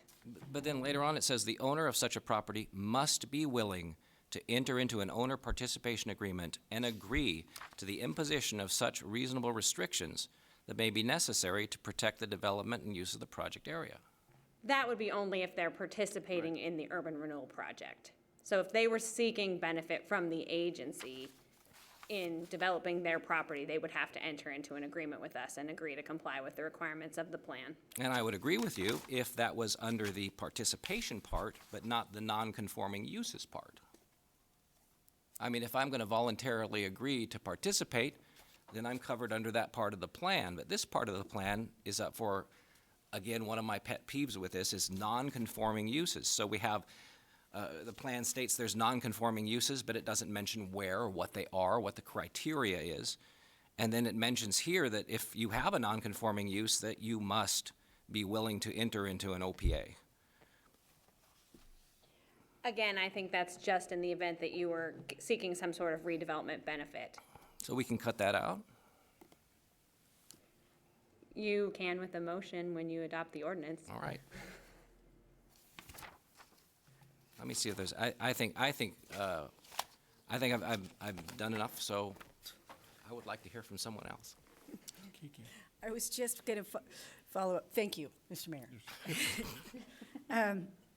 There is another follow-up on, I think it was on the same page as the eminent domain issue, and it referred to encourage revitalization. And I wondered if there were any tools that followed up with encourage revitalization that isn't part of an agreement. Would you point me to the section? Because I wasn't able to find the eminent domain when. I'm looking at, 305. well, I think it's page 10 and 11 in the bottom of your document, the plan document. And the second piece to that one was regarding the relocation element.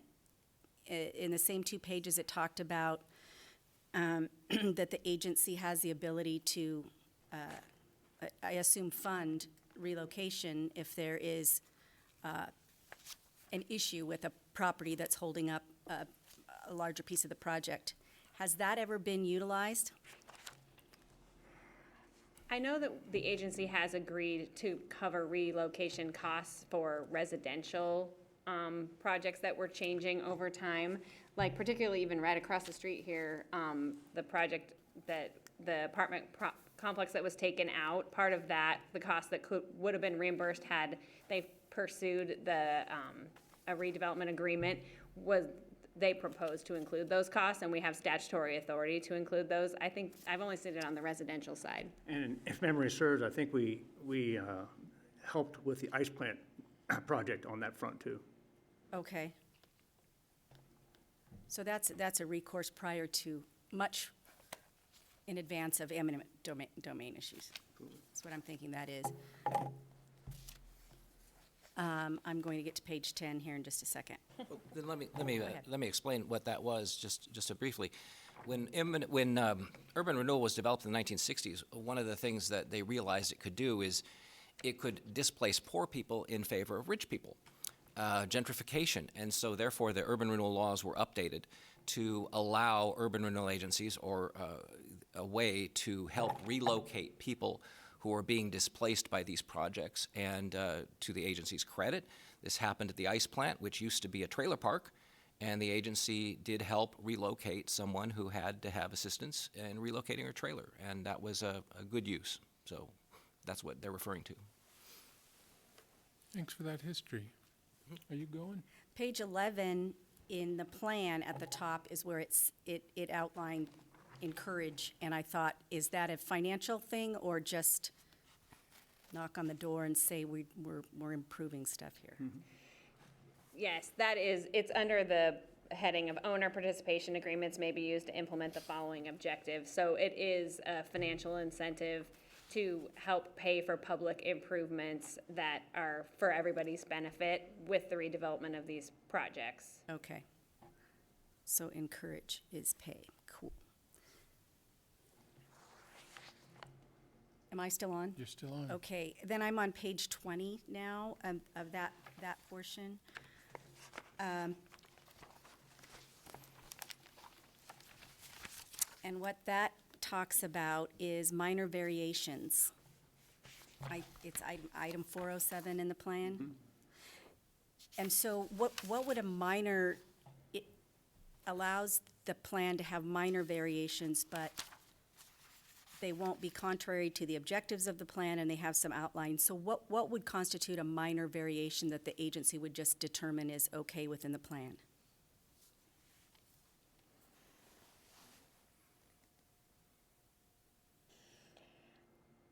I haven't seen that provision come into action in one of the districts in Coeur d'Alene yet, but I mean, I could anticipate a situation where an existing building, you know, part of what the HDR said is that the model that we have for healthcare right now up around Ironwood Drive is not the 21st century model for healthcare where we have all these little tiny buildings with individual doctors' offices in them.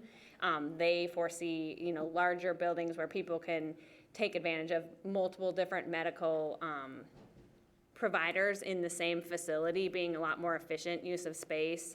But I can foresee a situation where we allowed a building to stay to the extent we couldn't negotiate with them, we didn't want to use eminent domain. You know, that would be a variation from the plan, right? Because the plan is to try to redevelop those properties in the most efficient and effective way for partnership with Kootenai Health, but that may well not be possible on every front. And there may be reasons to leave a particular building, you know, say it's a little pharmacy or whatever it is, the way it is as an exception to the plan. Can I ask a question on that same line? So when we see the way the roads are laid out there, and if you drive it often enough and look at that often enough, you know that the big gymnasium is right where the road's supposed to go through. So if you went around it or re-angled it, would that fall into that? Or do you have to stay on that particular map? You don't have to stay exactly, this is lined out. You know, this is the vision, this is the optimum way for this mobility to work, but when reality enters the picture and you're kind of working through things, you come up with the best right-of-way you can. You work with property owners over these 20-year time frame, and people's desires change over time, people's readiness levels change over time, so you have the ability to, of time to work with these different endeavors, which is a good thing. That is a good example of what's happened in Riverstone. Exactly. All these years, there's been changes along the way, you know.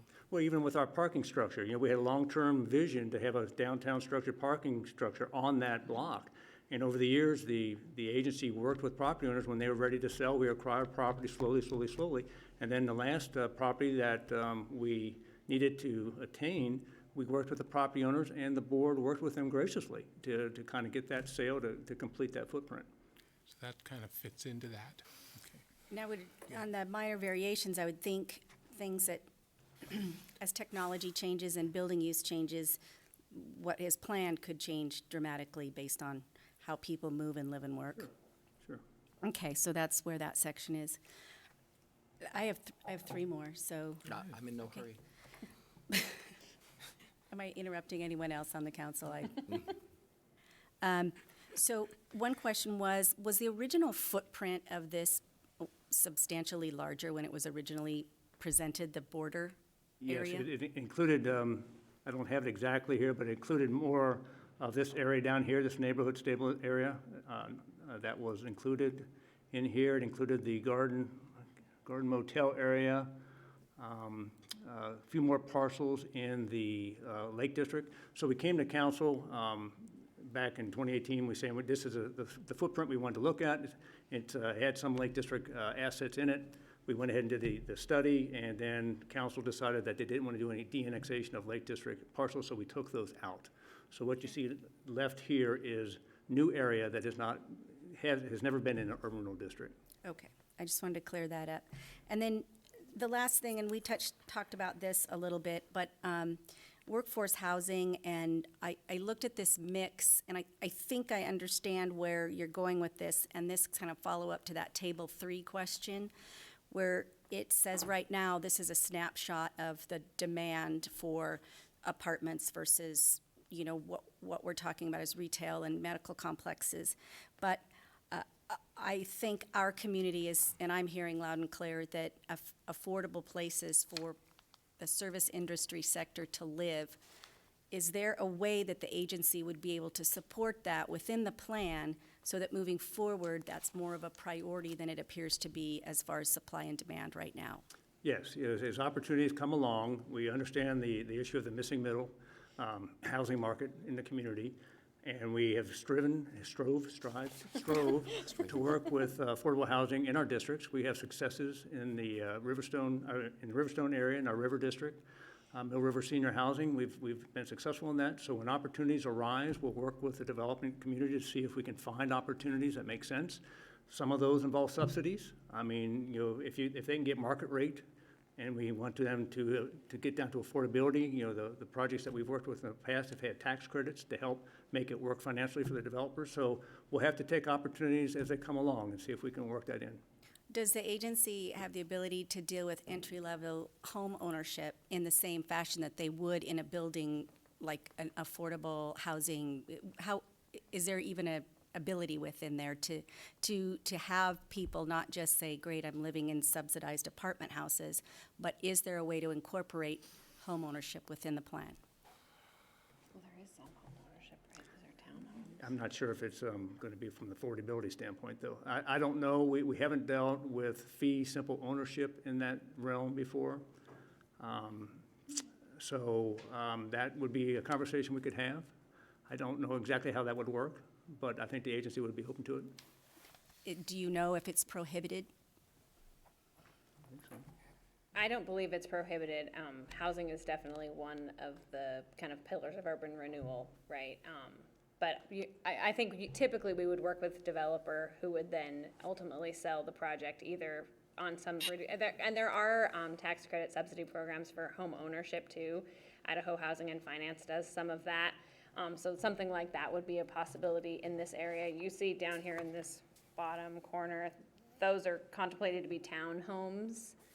So that sort of southern end of the district might be a place where that would make some sense. And I did that. I took the map and I basically circled all of the things that could potentially be a home ownership opportunity. And it's just a postage stamp amount size compared to that whole campus. But some of the infill densification areas are proposed to have residential in them, and be mixed-use buildings. It could be a mix of commercial, retail, and residential. So the home ownership option could be located up in this area too, just be more in a densified building. So there is a potential, I guess what I'm asking, and maybe I'm following up because I feel like this is our last opportunity to make any changes and recommendations and requests from the plan. And if the plan moves forward and it's following our zoning laws and it's following what's available within the city at that time, my thought process was, well, as the comp plan may redirect some of the infill abilities throughout the city, that would apply here as well. You know, I mean, if a pocket housing ordinance came up, then it would be available within this district, and that could address that issue if there was some space designated for that zone or that type of housing. My thought further within the plan and input from council to the plan, is there a way that the plan can encourage that so that there's an entry-level homeownership opportunity within the district? You know, I'm sure we could probably put verbiage in along that front. I'm just not sure of what opportunities we're going to be presented with to bring that to fruition. Well, we don't have a crystal ball, so who Right. knows what's going to happen. Right. I guess I'm just saying that I know that that's what the community's feeling is not available, and if we're looking at a plan that's going to dictate what happens in the future, I just want to be conscious to try to make that a priority. And the track record for the agency has been very good on that front. We've entertained opportunities. The only one we didn't bring to fruition was the one in Midtown, which we worked hard to bring to fruition, but it didn't happen. But we have had success, and I think that would be the agency intent to look for those opportunities. Any other questions? I was thinking, we have public comment coming. We could Right. take that, and then we can go back to this discussion if you guys I just hear have anything new. two more that I thought, then they're both on page 9 of the economic feasibility study dealing with table 6. And the first question I have is just a general question, and again, it's a crystal ball question, so we don't know. But does your economic forecast, would you say it's conservative? Because we're kind of overdue for a recession, not that I wish one upon anyone, but are you anticipating any of that? Because that would affect your economic forecast. And on the previous page, where it's talking about the fiscal years 21 through 40, it lists a lot of good data about what's going to happen in the future, but it really doesn't talk about bad things that could happen. No, I mean, we don't have any black swan events forecast and put into this forecast model. I mean, we don't know what will happen, when it'll happen. I mean, this is we think a conservative approach to what we know currently is in the realm of the real estate market, but no, we have not employed any black swan events in here. Okay, and thank you. Then on the bottom part of that table, it lists some city contributions. It says, that Kootenai Health contribution for open space. City has 2 columns.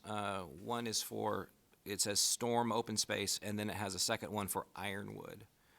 Can you explain what those 2 items are? Well, we partner with our city colleagues on this front, and these were the costs that the consultant felt the city would be willing to contribute to these elements over this time frame. And I might ask our city administrator if he wants to weigh in on that, but the city was aware of these estimates.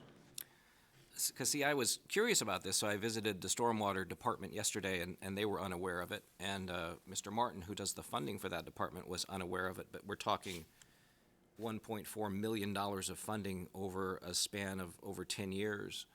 So what's going on? So thank you, council member. The 221,000 that shows up in 2023 was, as Tony has shown, a plan to work on the stormwater up in that area. So that'll be a one-time expenditure as we do stormwater redevelopment, again, looking at a plan. And then the other income streams are looking at opportunities up in this area over that many years. And one of them could be what you have brought forward tonight in your comments. There's that local option that could be a great funding source for some of this from the fee that the registration is being proposed. So we're looking at funding sources. There's also some green space up there that could be a park, and look at it that way from funding sources. So this is the way in which it was calculated out over time, looking at different opportunities over this 20-year horizon. I'm just a little concerned because this does look like a future commitment to a council that has not set its budget for the year 2023 or 2035. And if this is part of their forecasting model, is that kosher? We never bind future councils without bringing it forward to them, so it's a planning document. It's like the BLM plan. We've put pictures on paper and look to fund it over time, and we bring that forward on an annual basis for your approval. But if we're passing a plan tonight for a 20-year district and we're trying to be transparent, it doesn't seem like it's being quite effective. That's just a comment. Anyway, I'm done wood No way. for now. Yeah. Let's just do public comment so we don't have to keep these folks here all night, because we'll probably be here all night. So, Tony, can you sit for a bit? Absolutely. Take some notes? Have a cocktail? All right. So I'm going to do the public hearing, so you guys come up, and first one on the list, Steve Wilson, Coeur d'Alene Chamber. Steve Wilson. Oh, he's still here. Surprise. Steve is in favor and wishes to testify. Welcome, Steve. Presidents and council members, thank you. I would hope that you all would be open to supporting the economic development activities as you are open to making the corridor the number one priority for snow. And if you're talking about being specific, when is it going to snow? How many hours is it going to take to plow? I don't think it's realistic for you to expect total specificity. So I would hope that you would look to the engine that is going to drive our economy in the future, and the health industry is certainly one of them. Thanks, Thank Steve. Jeremy Evans. Come on down, Jer. Thank you. Good evening. I'm Jeremy Evans. I'm the Executive Vice President of Operations at Kootenai Health, and on behalf of Kootenai, would like to share a few comments regarding the Health Corridor Urban Renewal District Plan. In your packet, there was a board resolution that our Board of Trustees approved in support of the Urban Renewal District and the Health Corridor. As I think you know, our Board of Trustees are elected officials like you all. For the sake of brevity, I won't read the resolution. You do have that, but I wanted to share a few key points that are contained in that resolution. Kootenai Health has been an active participant and supporter of the Health Corridor Master Plan and Economic Feasibility Study. In fact, we have worked collaboratively with the city, Ignite CDA, Vision 2030, ITD, our neighbors, other community stakeholders for nearly 2.5 to 3 years on continued development and investment and improvements in the area surrounding Kootenai Health. We believe that continued investment in the infrastructure and the development in this area benefits our neighbors, the hospital campus, and the areas adjacent to Kootenai Health. And we believe this continued investment and development will foster continued job growth and provide significant economic return for our community. We have reviewed and agree with the principal components of the Health Corridor Urban Renewal District Master Plan and the economic modeling. And we understand that Kootenai Health may be asked to fund a portion of the Urban Renewal District in the form of payment in lieu of taxes. And we are willing to do so as described in the economic modeling. These points are reflected in the resolution of support, which was unanimously approved by our Board of Trustees on November 5th. This evening, there are members of our executive team and our board in the audience here, and we are available and happy to answer any questions you may have.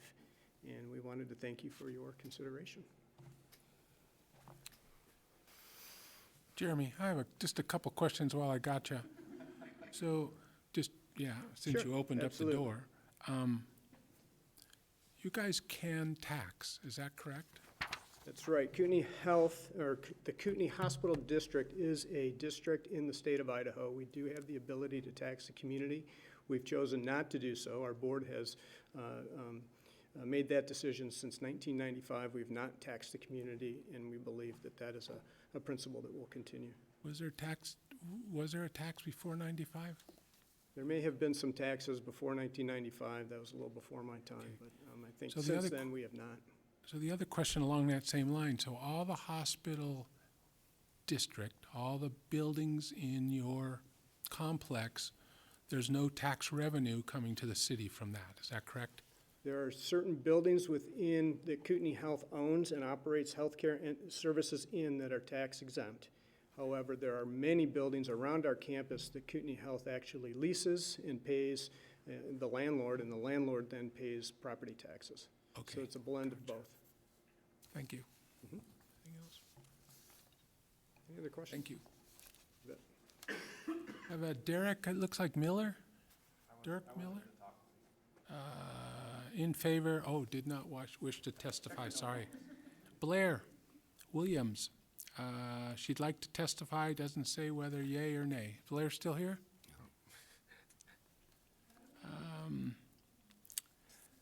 Looks like Levi. Is there a Levi? Yeah, I didn't want to. Oh, Levi, neutral, and does not wish to testify. Thanks for being here, Levi. Moving on, Elaine Price, in opposition, would like to testify. Elaine.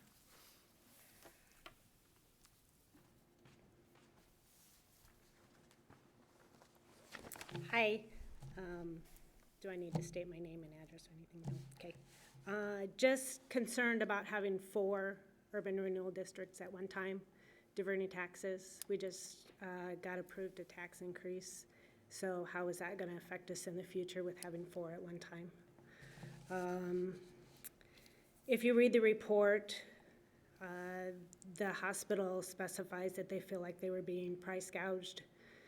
And it is a concern about eminent domain, because what if they feel that they're being price gouged, then what are we going to do to handle those properties that they feel are being price gouged? So that's a concern for, our city. Do we really want to go down that path? Ignite is a separate entity, but is a representative of the city, so just something to think about.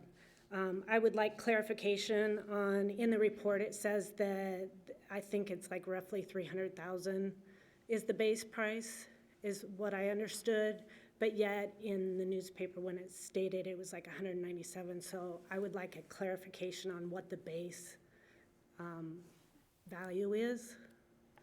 And there was also talk that the residential areas were gonna be left alone, but I'm not hearing any talk about that in the plan, and I admit I haven't read the plan, but if there could be clarification on that, whether the residential areas are gonna be left alone or not, I would like to see clarification on that as well. We'll get Tony to address that unless there's anybody here who wants to talk about I it. think the base will be set by the county when the district is formed. Okay. Is that what you're referring to? Yeah, there just was numbers thrown out there, and they're just two drastically different numbers, so. 'Cause it changes, so it has to be a day and date, Well, and then and they I calculate think it. one included structures possibly, and the other one didn't. Oh, I don't know. So, I'm not sure if that's, but it was just a drastic difference in value, so I guess I was wanting to see maybe more clarification on that, so. We can get Tony to address those for you, Okay, all okay? right, Thank you, Elaine. Ellen Johnson. Eileen. Go back to school here. Oh, you made it. I'm sorry. Should have started I with get to you. come back now. Thank you. Again, I'm Eileen Johnson. I live in Coeur d'Alene. I would like to say to the council, bigger is not better. This is just too much. I just can't believe that Kootenai is going to enlarge in such a way that, I don't know, people need to have some choice. Why not have another hospital? And I think that was brought up, and I still don't understand why Kootenai can't have another campus, farther north. We're growing that way. And this is going to disrupt a ton of people, a ton of businesses. And somebody said earlier, I remember, that, my doctor might now be in the hospital building. I like going to where my doctor is. It's near the hospital, but it's not in the hospital building. And I think we need that choice. I don't want to have Kootenai being all encompassing. In fact, I've even had some doctors tell me, in fact, some have left Kootenai, that they want other options. They don't want this humongous conglomerate. So I'm asking that the council vote no on this. And then I'm also concerned about Dan English being on the board of Ignite, that might be a conflict of interest? The state legislature has said that it's not. Okay, thank you for that. But still, in the back of my mind, that always kind of bothers me. Okay, that's all I have to say on that one. Thank you. Anyone else that hasn't signed up would like to testify? Feel free, come on up. State your name, please. Oh, we've seen you before. Yeah, David Pissarro. So I am more neutral than against, I guess, but I'm leaning toward the against from neutral. And I'm just telling the council to proceed with caution.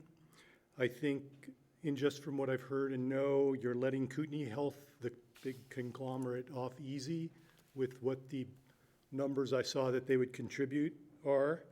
I think the nonprofit taxing authority piece is always a concern, and I would hope at some point we relook at that whole scenario, because I think as was just said, I think there are a number of doctors, because I've talked to them and lived near them, that have left the Kootenai system because of their frustration with how that whole system works. So I would say proceed with caution. I don't think that we're expecting enough out of Kootenai versus the benefit they will receive. And I think you should really evaluate that strongly as you look forward. I think that also Ironwood is a mess. I have seen in just the time that my wife has been receiving some treatment off on a facility on Ironwood, I have seen 4 car accidents. I don't know if there's been a study on automobile accidents on that Ironwood section between Northwest Boulevard and Highway 95, but I would think action sooner rather than later to address the mess that's on that roadway would be appreciated. I also think that the Highway 95 Lincoln intersection is the most brutal intersection in our city, and if this was to move forward, then the amount of traffic that would head south or come from the south would be substantially greater, and the logging trucks and everything else that fly through that intersection, everyone else has to wait at a blinking light. That is a brutal intersection in our city and very difficult to navigate. And I navigate it all the time because I have to go down Lincoln to the orchard there where my mother is off of Harrison.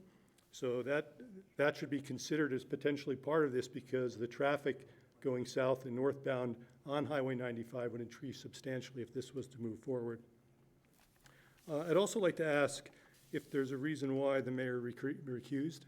He owns property in the district. Yeah, so he would stand to potentially profit No. Personally from this improvement? Nope. And then the last thing I'd like to address with Councilmember Miller is something you brought up about home ownership.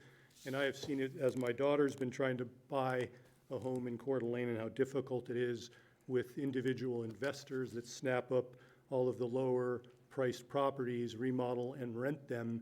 And I have talked to several folks that do that, and they don't pay enough tax based on accumulating tens, if not hundreds of properties, remodeling them and renting them. And that's kind of off subject, but it's something else to think about as you talked about whether home ownership is something that could be achieved through this. So thank you. Thank you. Anyone else want to fit? You're on the list. Get your name, please. Good evening, Council. We've been here a while. My name is Derek Miller. I'm the Executive Director of Facilities and Support Services for Kootenai Health. I'd like to just briefly mention that the hospital is not really getting off easy in any shape or fashion with this plan. What you're not seeing a lot of here is this really isn't just a Kootenai Health plan. This is a healthcare corridor, and those things are important. This is bike trails. This is widening streets. This is improving access into and through the healthcare corridor. What doesn't really manifest itself on the big drawing up here is all our expansion plans that we are going to be doing over the coming years. I know you all have seen us be really, really busy in reinvesting in this community, and that's going to continue. While we work on our next iteration of the master plan, you'll see those things kind of develop And it's important that we have a healthcare corridor that supports that growth and development, but not just for Kootenai Health, complementary usage, right? So things like the missing middle. How do folks get up from Emma and Davison into the healthcare corridor? How do we extend our trails? How do we improve our access over to the freeway? How do we decrease ambulance times to the campus? This is what this plan addresses. So I'd like to just kind of challenge that notion that Kootenai gets off easy. Thank you. Thank you. Anyone else? Nothing? All right, close public hearing. Guys, got any other comments? Dan? Sure. A couple of feedback and thoughts, and some for my fellow Dan on the council. I think, I know that we would all like a lot of certainty, and we would like things, to really know exactly, but that's why it's a plan and not a, concrete, written in stone kind of a thing. The economic situation can change. Somebody who doesn't want to sell now, so gee, maybe one of those roads has got to turn to the right or something, but 2 or 3 years from now, something comes up and they do, now they do want to change. So it's going to always be some kind of a living document that is subject to change. And then also, I think just in terms of the hospital, and something, at least for me, that I really keep in mind is that this is a community hospital. This isn't, a lot of what's going on out there, and my wife's a physical therapist, so I hear about a lot of this and the change, and, a lot of the for-profit situations are a much different thing than kind of the dying breed of community hospitals, and that's a real asset to keep in our community. And as I've mentioned before, just retired from working with seniors, and frankly, to have it located there in a central place with support kinds of services is something that I think is going to be a real asset for the community. And I get just on the words, eminent domain, which, nobody can ever, I guess, promise anything but completely. But boy, I cannot imagine the situation of the board members on either the council or Ignite entertaining that. But if you are concerned about that and think it's something that we shouldn't even have the ability to entertain, we can't pass an ordinance doing away with eminent domain. Talk to the legislature. So that's my thoughts. Tony, can you just come up real quick and address some of these questions that came up? And then we'll get this thing one way or the other. I don't want to keep you up all night. Are you okay? So we have to refresh my memory on some of the questions, but one of the questions was the base value of the health corridor project area. The latest data we got from the county was that the value of all the parcels located in the graphic that you see up there is $197,404,075. So if this district is formed by council in 2019, the base value gets set as of January 1st, 2019. So these numbers might be fairly accurate or fairly close to that, what that base value would be. And as Councilman Gookin says, the base value changes over time based on the county's calculations. So, but that's the best data we got at this time. You talk about 4 urban renewal districts. Elaine asked 4 urban that. renewal districts, that's not an issue for the agency. The agency can have as many urban renewal districts as it wants, as long as it doesn't exceed the 10% cap of the city's valuation, which you saw in the documentations. We have not. Post Falls has 5 or 6 right now, maybe 5. Boise has quite a few. So the agency has the ability to have as many districts as it can under the 10% cap, as long as it's supported by council. So 10% of the whole. Of the city's valuation. Don't go over that. You can have as many as you want. Well, as many as 10%. 10%. 10%. Eminent domain, I think we've addressed that a couple times Right. now. It's a tool, but it's never been used by the agency. And the residential thing that you and Kiki were talking about, is that something that would come from Well, just another comment on the plan is that there was a comment about what's going to happen to the neighborhoods. As you see in the plan, the neighborhoods are pretty much left as is, other than traffic calming and helping with mobility. So we're not looking to do anything in these neighborhoods down here. So that neighborhood stabilization is a key tenet of the master plan. So there are some opportunities here where these multifamilies exist that maybe they will be redefined, and I think some of those owners might want to redefine those. And we can entertain kind of different ownership models. As Danielle pointed out, the townhomes is a unique new element up there that we'll just kind of have to feel our way through to see if there is some opportunities for affordability there. So we would be open to that. We have always been open to that. Yes, oh, Amy. But can I add to that just real quick?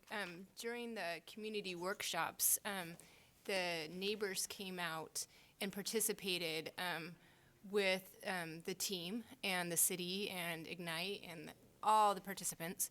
And they were very vocal and active in the process about protecting their neighborhoods or improving their neighborhoods. So we really listened to their input. We, I believe, adjusted that boundary based on some of their feedback.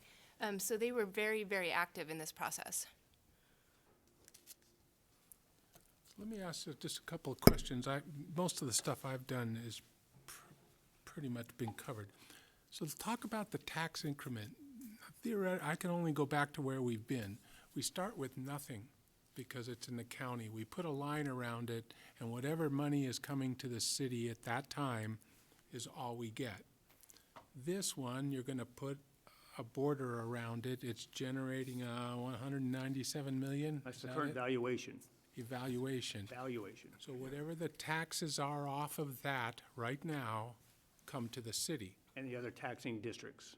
And, right. County highway districts, Right. NIC, yes. So from that point forward, you have no money, correct? Well, as the district matures, the Right. property values will increase via either redevelopment or just general increasing in property values. So that is what forms the increment. That's the revenue that comes into the district to fund the improvements. Okay. So for you to do infrastructure, let's get the roads done. That's obviously the first thing that seems to be most crucial to people. You have no money. So you go borrow the money. Well, the first step in the process, and I think all the stakeholders agree, is that if the district is formed, our first action will be a traffic study to kind of validate this traffic mobility plan. So that's going to be the first investment. And so, we will help with that, and hopefully we'll have other funding partners that will help with that also. So if we need to, and you'll see in the plan, there's the potential for the agency to borrow money early on in the district's formation. So usually we can't do that because we don't have a revenue stream to pay a debt obligation. So what you've seen here is that we've partnered, we've done some sensing with local banks to see what their requirement might be. And we've talked with Kootenai Health, and Kootenai Health has graciously agreed to consider being a potential a loan guarantor on an early debt obligation to the agency, because we wouldn't have the revenue stream to really satisfy a bank. So if that were to come forward, if we were to say we wanted to borrow some money up front to do some of these acquisitions or some of these things, we would partner with Kootenai Health and hopefully a local banking institution to kind of make that happen. So theoretically, Kootenai Health and local banks will loan you the money long-term so you don't have to make payments right away. Well, theoretically, the bank would loan us the money, and we would kind of have a co-signer on the note, so to speak, with Kootenai Health, if they would agree to that when the actual numbers are considered. I also read a question mark in here is that a urban renewal agency can borrow from another urban renewal agency. Have you ever done that? Yes. We're doing it right now with the Atlas project. So the Atlas district that you created here in 2018 really has no money because there's this property owner out there, the city of Coeur d'Alene. I don't think they've been paying their taxes lately. So we are actually loaning money from the River District to the Atlas district to help with some of these initial capital improvements. Okay, perfect.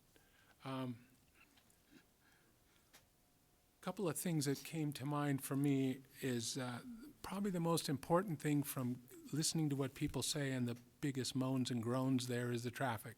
So it seemed to me that kicking the bridge down the road or the right-in, right-outs, I think, are great shots for Highway 95 to give it another access would be a high priority for you guys. again, you're talking about ITD, do you have those relationships kind of in place for that Well, kind of Kootenai stuff? Health has been working with ITD quite a while on those endeavors. We are growing those relationships, and another player in this is the Federal Highway Commission, I believe, because of the interstate boundaries there. So they are also a player that works closely with ITD. So there's quite a group of stakeholders that will be involved in some of these mobility discussions. That helps, because I think that's the most important thing that we hear more than anything. And I excluded the city. The city would be a key stakeholder in that also. The eminent domain, you've heard it from them, that is like a can of worms. To me, it's creepy, it's weird, it's Idaho, we don't do that kind of stuff. And I think you guys kind of think along the same lines as that. I always think about the impacts on, as this starts, I always think about the businesses in the neighborhoods, like they're all going, oh wow, what's gonna happen? What does my property value go up? Is somebody gonna wanna buy it and I don't wanna move? Those kinds of questions I'm sure you guys deal with. The right-of-way acquisitions seem to be the kind of the big one that you need to go into somebody's property and go, we need 70 feet. Do you just cut it up in pieces and leave them what's left and, purchase it, of course? Or we haven't done that before, have we? Well, we have acquired properties, but not for a road like this. Right. So our approach would be to kind of look where this vision lays out, and then, be opportunistic when we can to pick up properties that are kind of in alignment with this vision, if it's validated by the traffic study. And then that's how we go over time to try to acquire and assemble that right-of-way. That's all I got. Mr. Gookin? Yes, so I'd like to make a motion to see where this goes, to direct whoever, I don't know who, we can clean this up as I go, so I'm speaking in rough draft mode. I'd like to make a motion to remove the eminent domain power from the plan. For the sake of discussion, a second. Thank you. And my discussion would be, does the city council still have any eminent domain control should it be necessary once the district is formed and they don't have that? Well, the city council definitely could do, if it needed to do eminent domain, could do it. So, in following up on that, and maybe this is a Danielle thing, if we were to remove it from the agency's control, but it became necessary for the agency in order to execute the plan on a particular sticky issue, the agency could come to the council to request an eminent domain procedure. Is that? And I would be 100% in favor of that, because what that does is that puts the power of eminent domain in elected officials' hands, which means we pay the political price if we make a bad decision. And right now, if they do eminent domain, you have an unelected board who would condemn property, and who really does the public go to if that's the case? They always come to us. But if we approve a plan that says they can do eminent domain, I don't know. Mike, what do you think on that? And Danielle's at the podium too. Go ahead, sorry. So the agency has statutory authority to utilize eminent domain. So while it's noted in the plan as a possibility, I don't know if removing it from the plan totally removes the agency's statutory authority to utilize eminent domain. You could certainly evidence your intent that you do not want the agency to use eminent domain by removing it from the plan. And yes, they absolutely could come to you and ask you to partner with them for eminent domain in the event that they needed it. They could also go to Kootenai Health for that. They have the power of eminent domain as a local hospital district. And we saw that in Post Falls with the bridge that they constructed over the freeway. They had the city actually be the acquirer of the property in those eminent domain proceedings rather than having the agency, just because the city was better staffed to handle it, frankly, which would be the case here as well. And I think that's what Dan English brought up, was that it's a state a state-given authority, so even if we take it out of the plan, it's just a comfort level, basically, is all that verbiage would do. But it's comfort level for the public, and I think the public wants to know that where we feel and where we stand. And I think if the agency is, and they have never used eminent domain, and I think they're being honest when they say they have no intention of using eminent domain, then I think we need to reinforce that to the public and say, okay, well, the council is saying you can't use eminent domain. I think the public would sleep a little easier knowing that, because that's one of the complaints I get about urban renewal in a general sense is, you know, those people have power of eminent domain, and they're the only non-elected board in Idaho that has this authority. The hospital has eminent domain authority too, but they're an elected board. So that's what I hear. So if we pulled it out of the plan, I think, and push came to shove, they could still come to us and do it.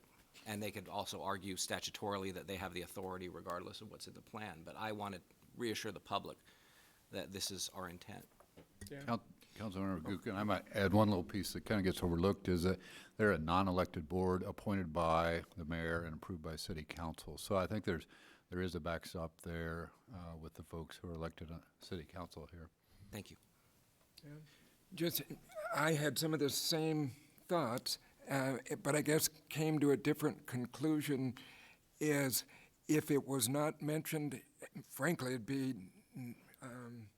I would have a higher comfort level if it wasn't in the plan, because, yeah, I kind of hate to even see the words, but then I'm thinking, is that giving the public a false sense of assurance? Because we can't, we don't have the authority to override state statute and tell them they can't do it. So in a sense, it's kind of like a glowing, red flag, and, I guess I wouldn't have a big problem with taking it out of the plan, but again, then the public might think, oh, good, we're safe, when not necessarily. So.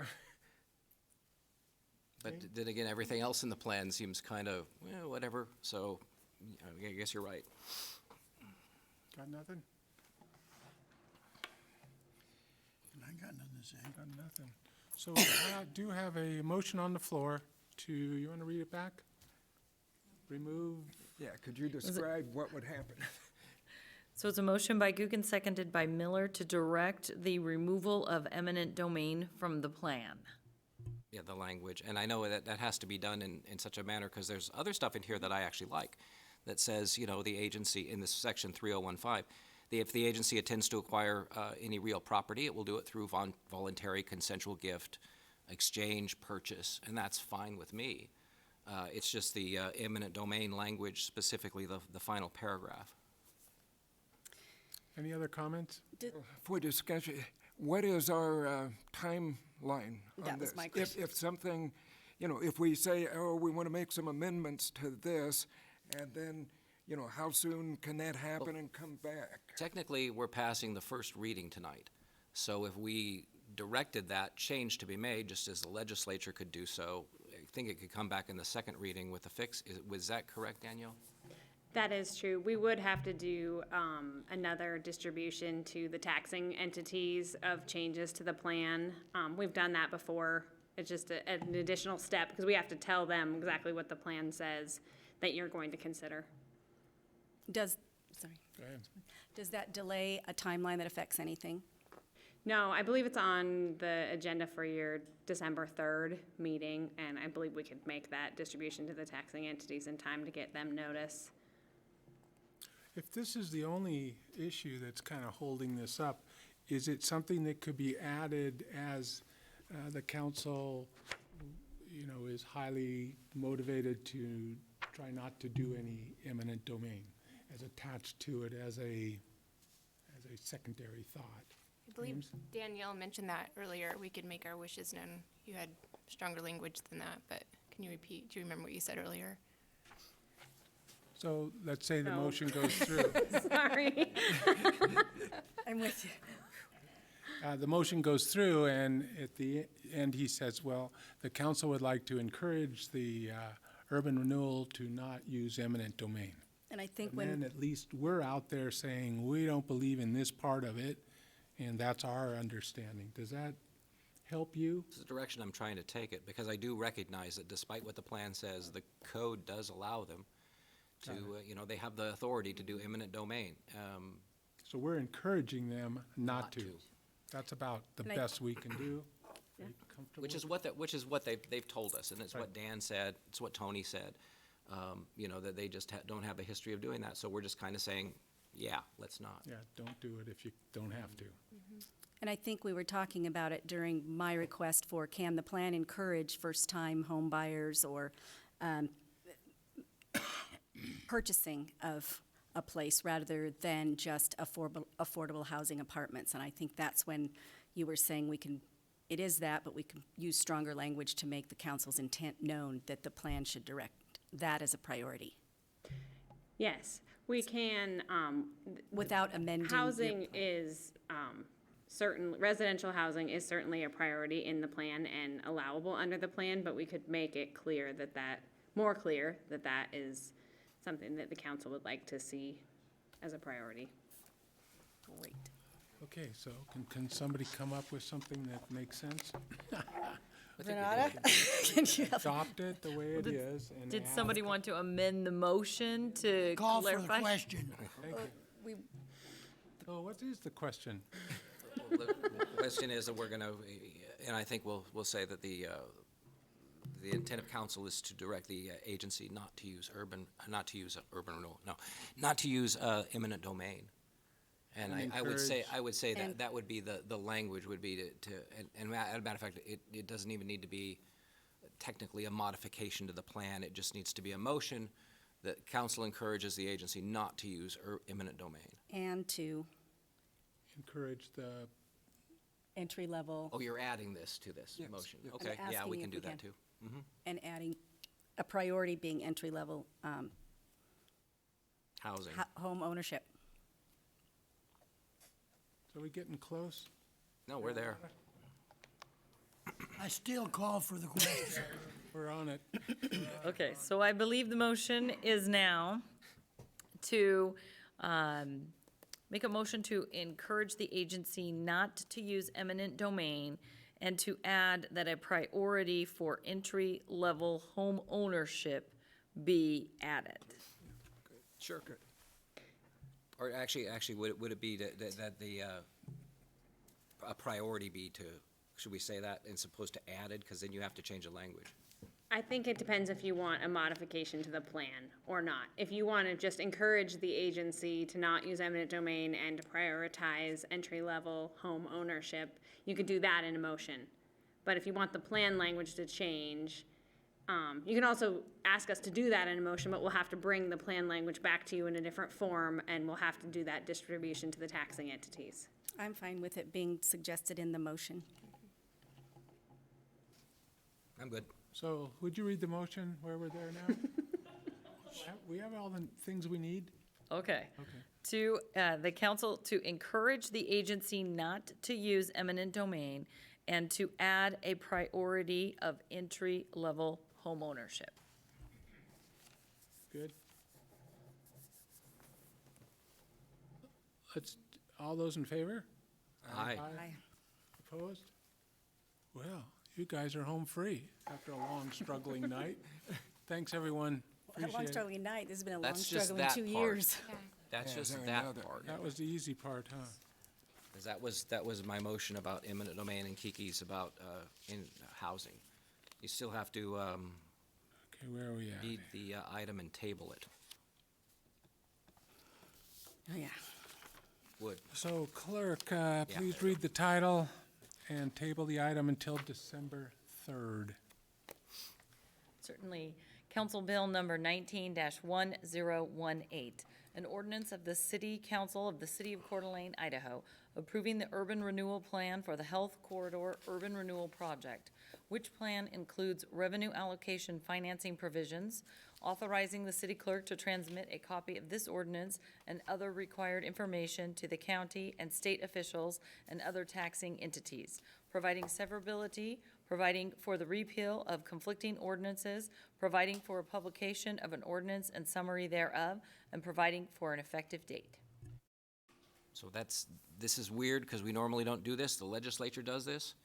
And what happens is the state law requires that we read the title of an ordinance 3 times. We normally do that when we suspend the rules. We don't do that and we vote on it right away. But tonight we're actually going more by the code. This item will not be voted on until the 3rd of December at that meeting. There will be no hearing. It'll just be voted on. So, and discussion, of course. But that was the process for this evening. So we do have a vote on that? We're good? No, sir. Okay, Can we have a 5-minute break? sure. You need one. Yes, I do. You can see We're that. going to take a 5-minute recess. Or 7.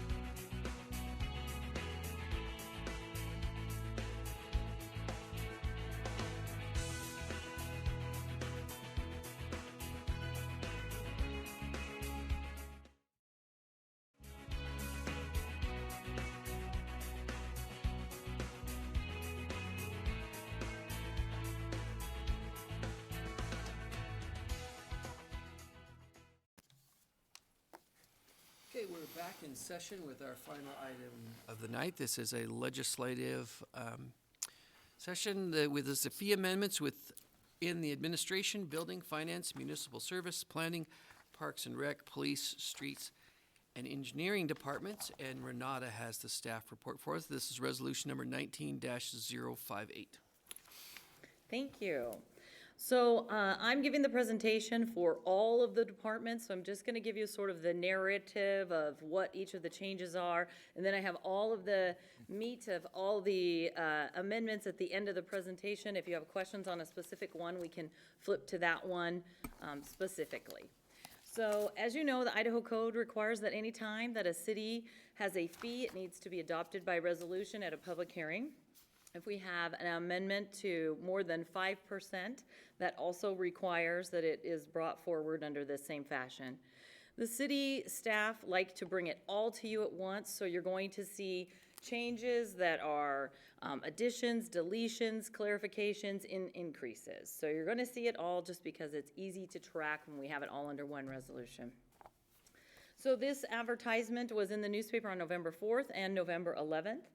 The fees were posted to the city webpage on November 4th and submitted to council at that same time. So it has been out there for a little bit of time for public consumption.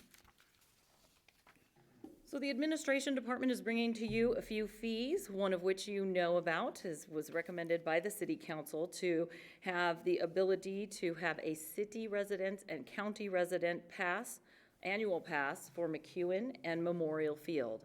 So these changes here include that. Additionally, we have taken out the special event fees and only left the 4th of July. The building department has traditionally had their fee structure based on the valuation of a project. In the past, the developer or the contractor would provide that valuation themselves, and there wasn't any set standards for how they would establish those. So they were seeing a lot of differences between contractor A, B, and C. So they are requesting to move to a process that is currently utilized by the county and the city of Post Falls. So we will be consistent with how they're establishing valuations. Additionally, they have requested to move all of the reinspection fees to the same level. There were some that were 54, there were some that were 47, so they moved them all to 50. So here's just a little comparison between how valuations were brought forward by developers previously and under this new rate system, how most of the time they will come in less than what they previously valued them at. Whoa, we're lowering This fees? is a bit of a discount from what Post Falls and County are using because we wanted to transition into this system and methodology now.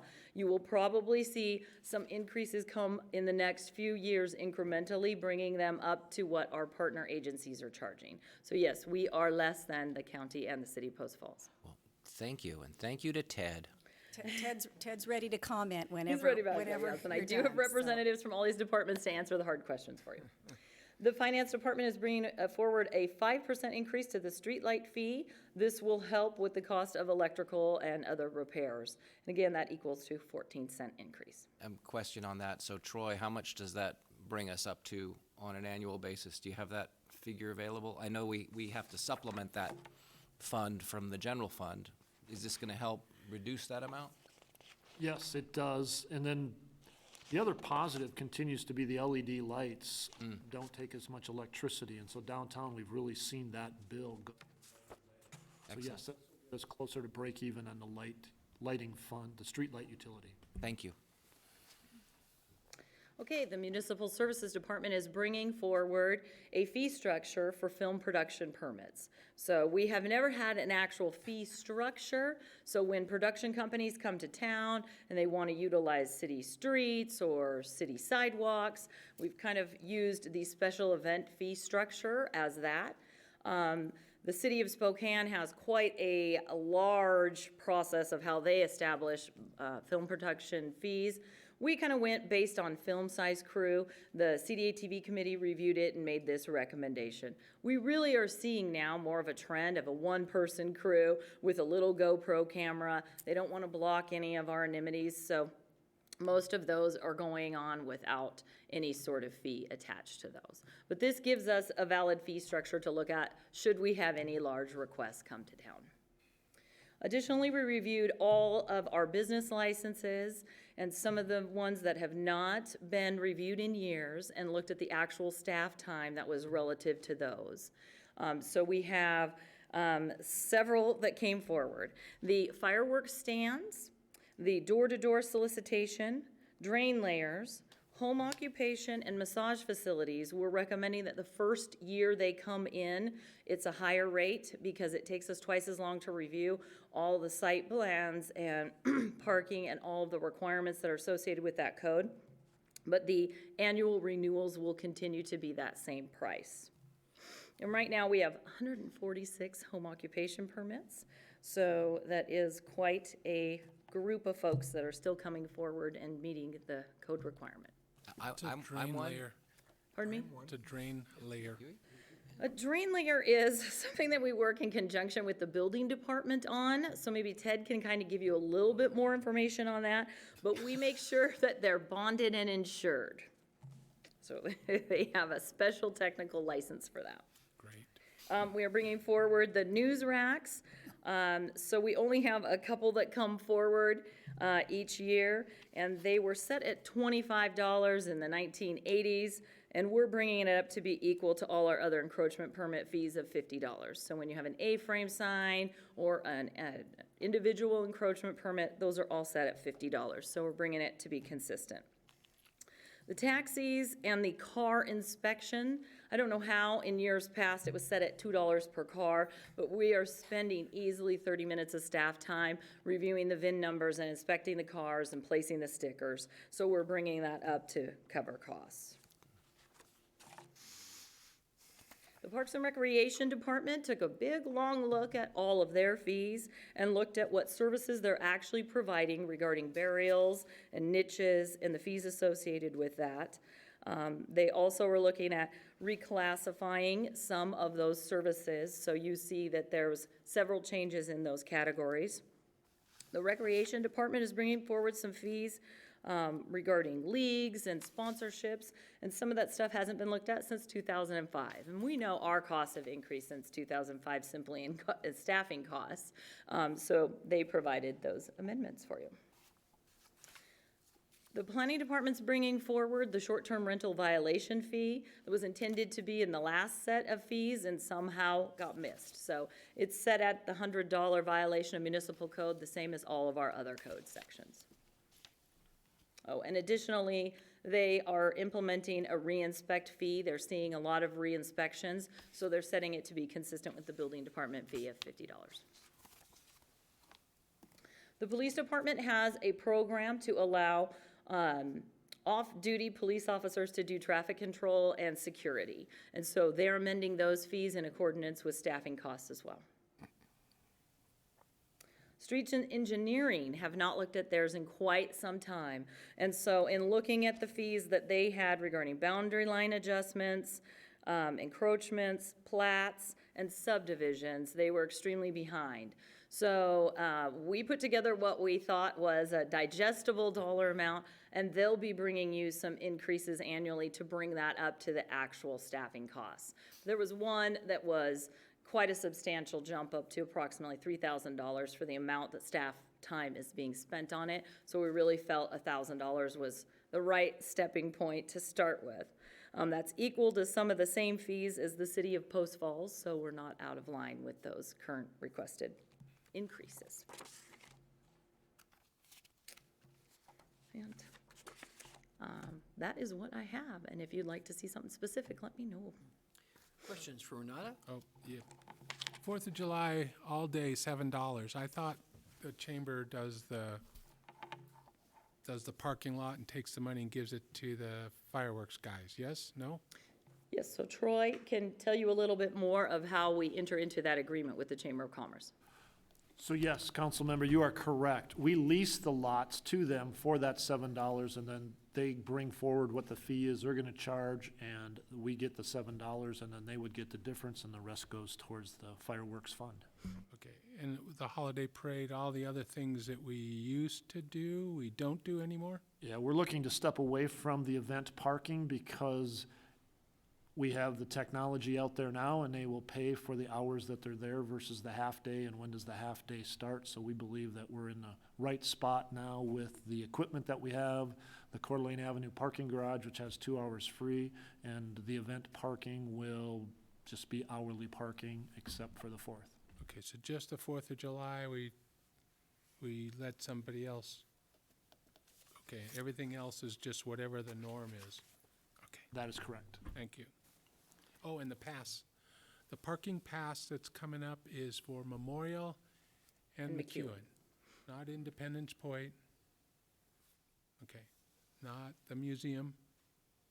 Okay, so we got a little diversion there, right? Okay, just so I understand where I can park on my free pass to the skate park, right? Mm-hmm.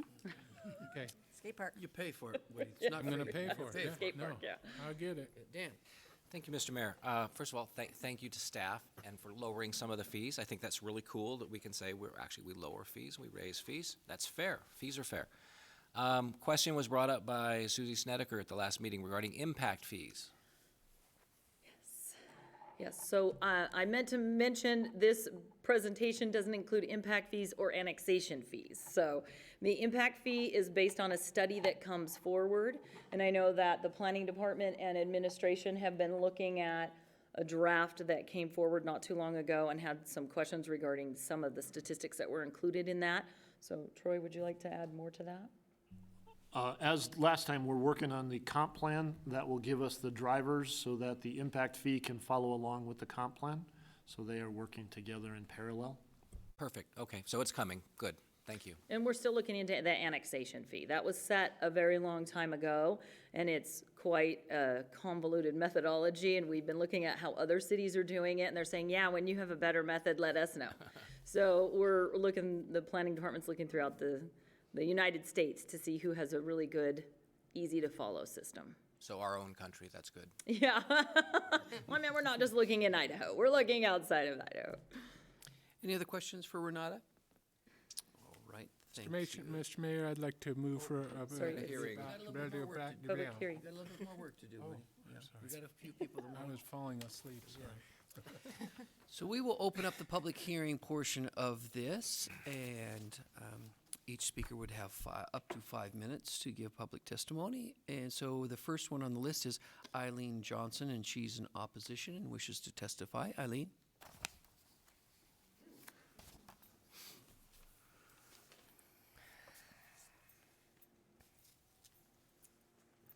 I'm not quite as opposed as I was after I took a look at what was going on, but again, the poor taxpayer gets hit again. Even though it's only 14 cents, why do we need an increase in the light? I brought my bill here, and right now we're paying $2.71, so it's only gonna go up 14 cents, but I don't think we should pay at all. Growth is supposed to be paying for itself, and I don't think it is.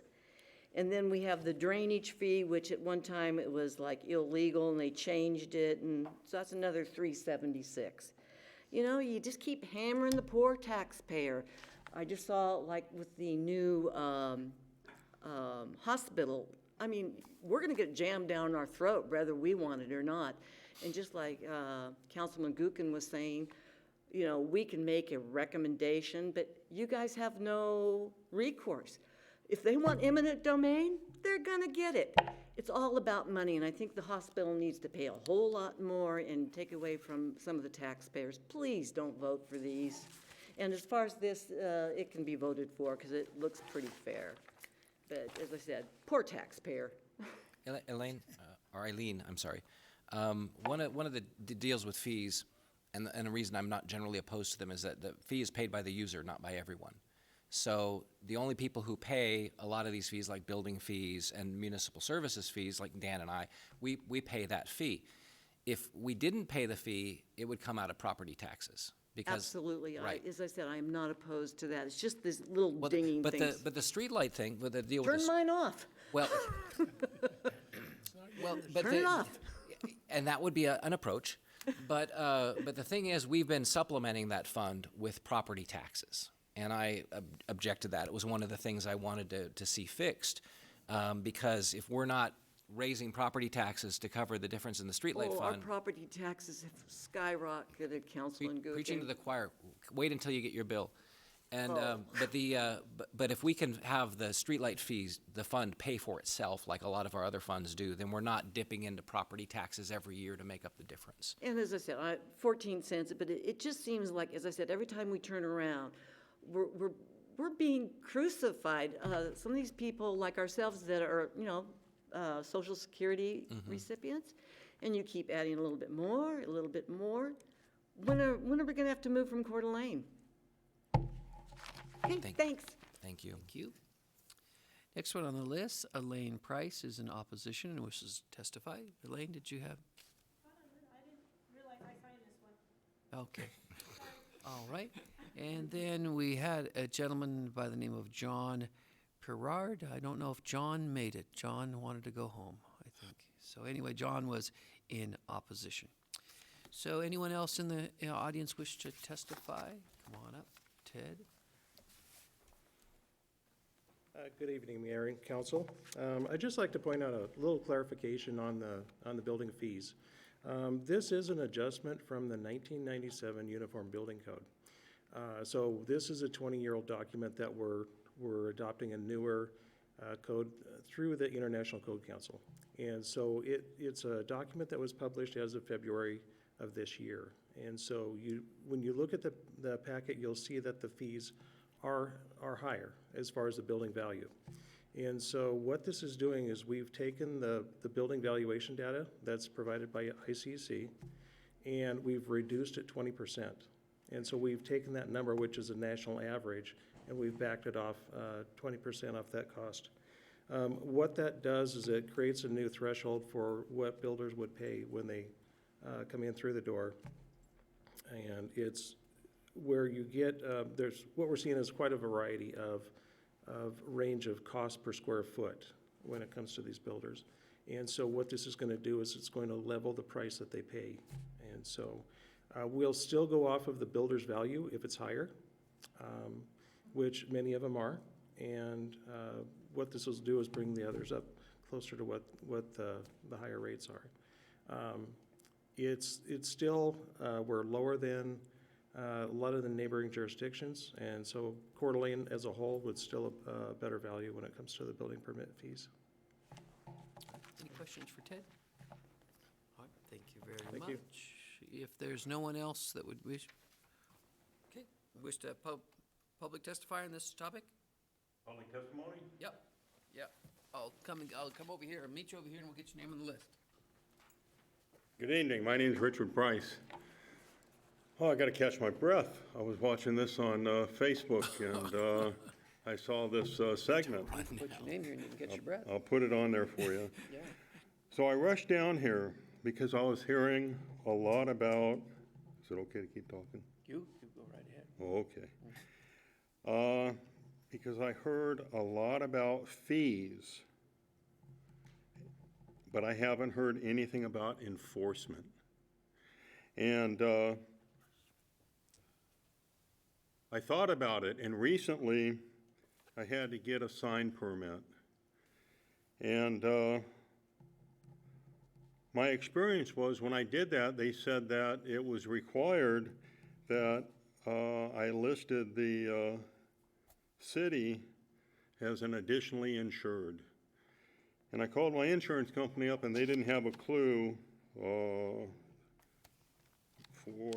there you go. And they didn't have a clue what I was talking about.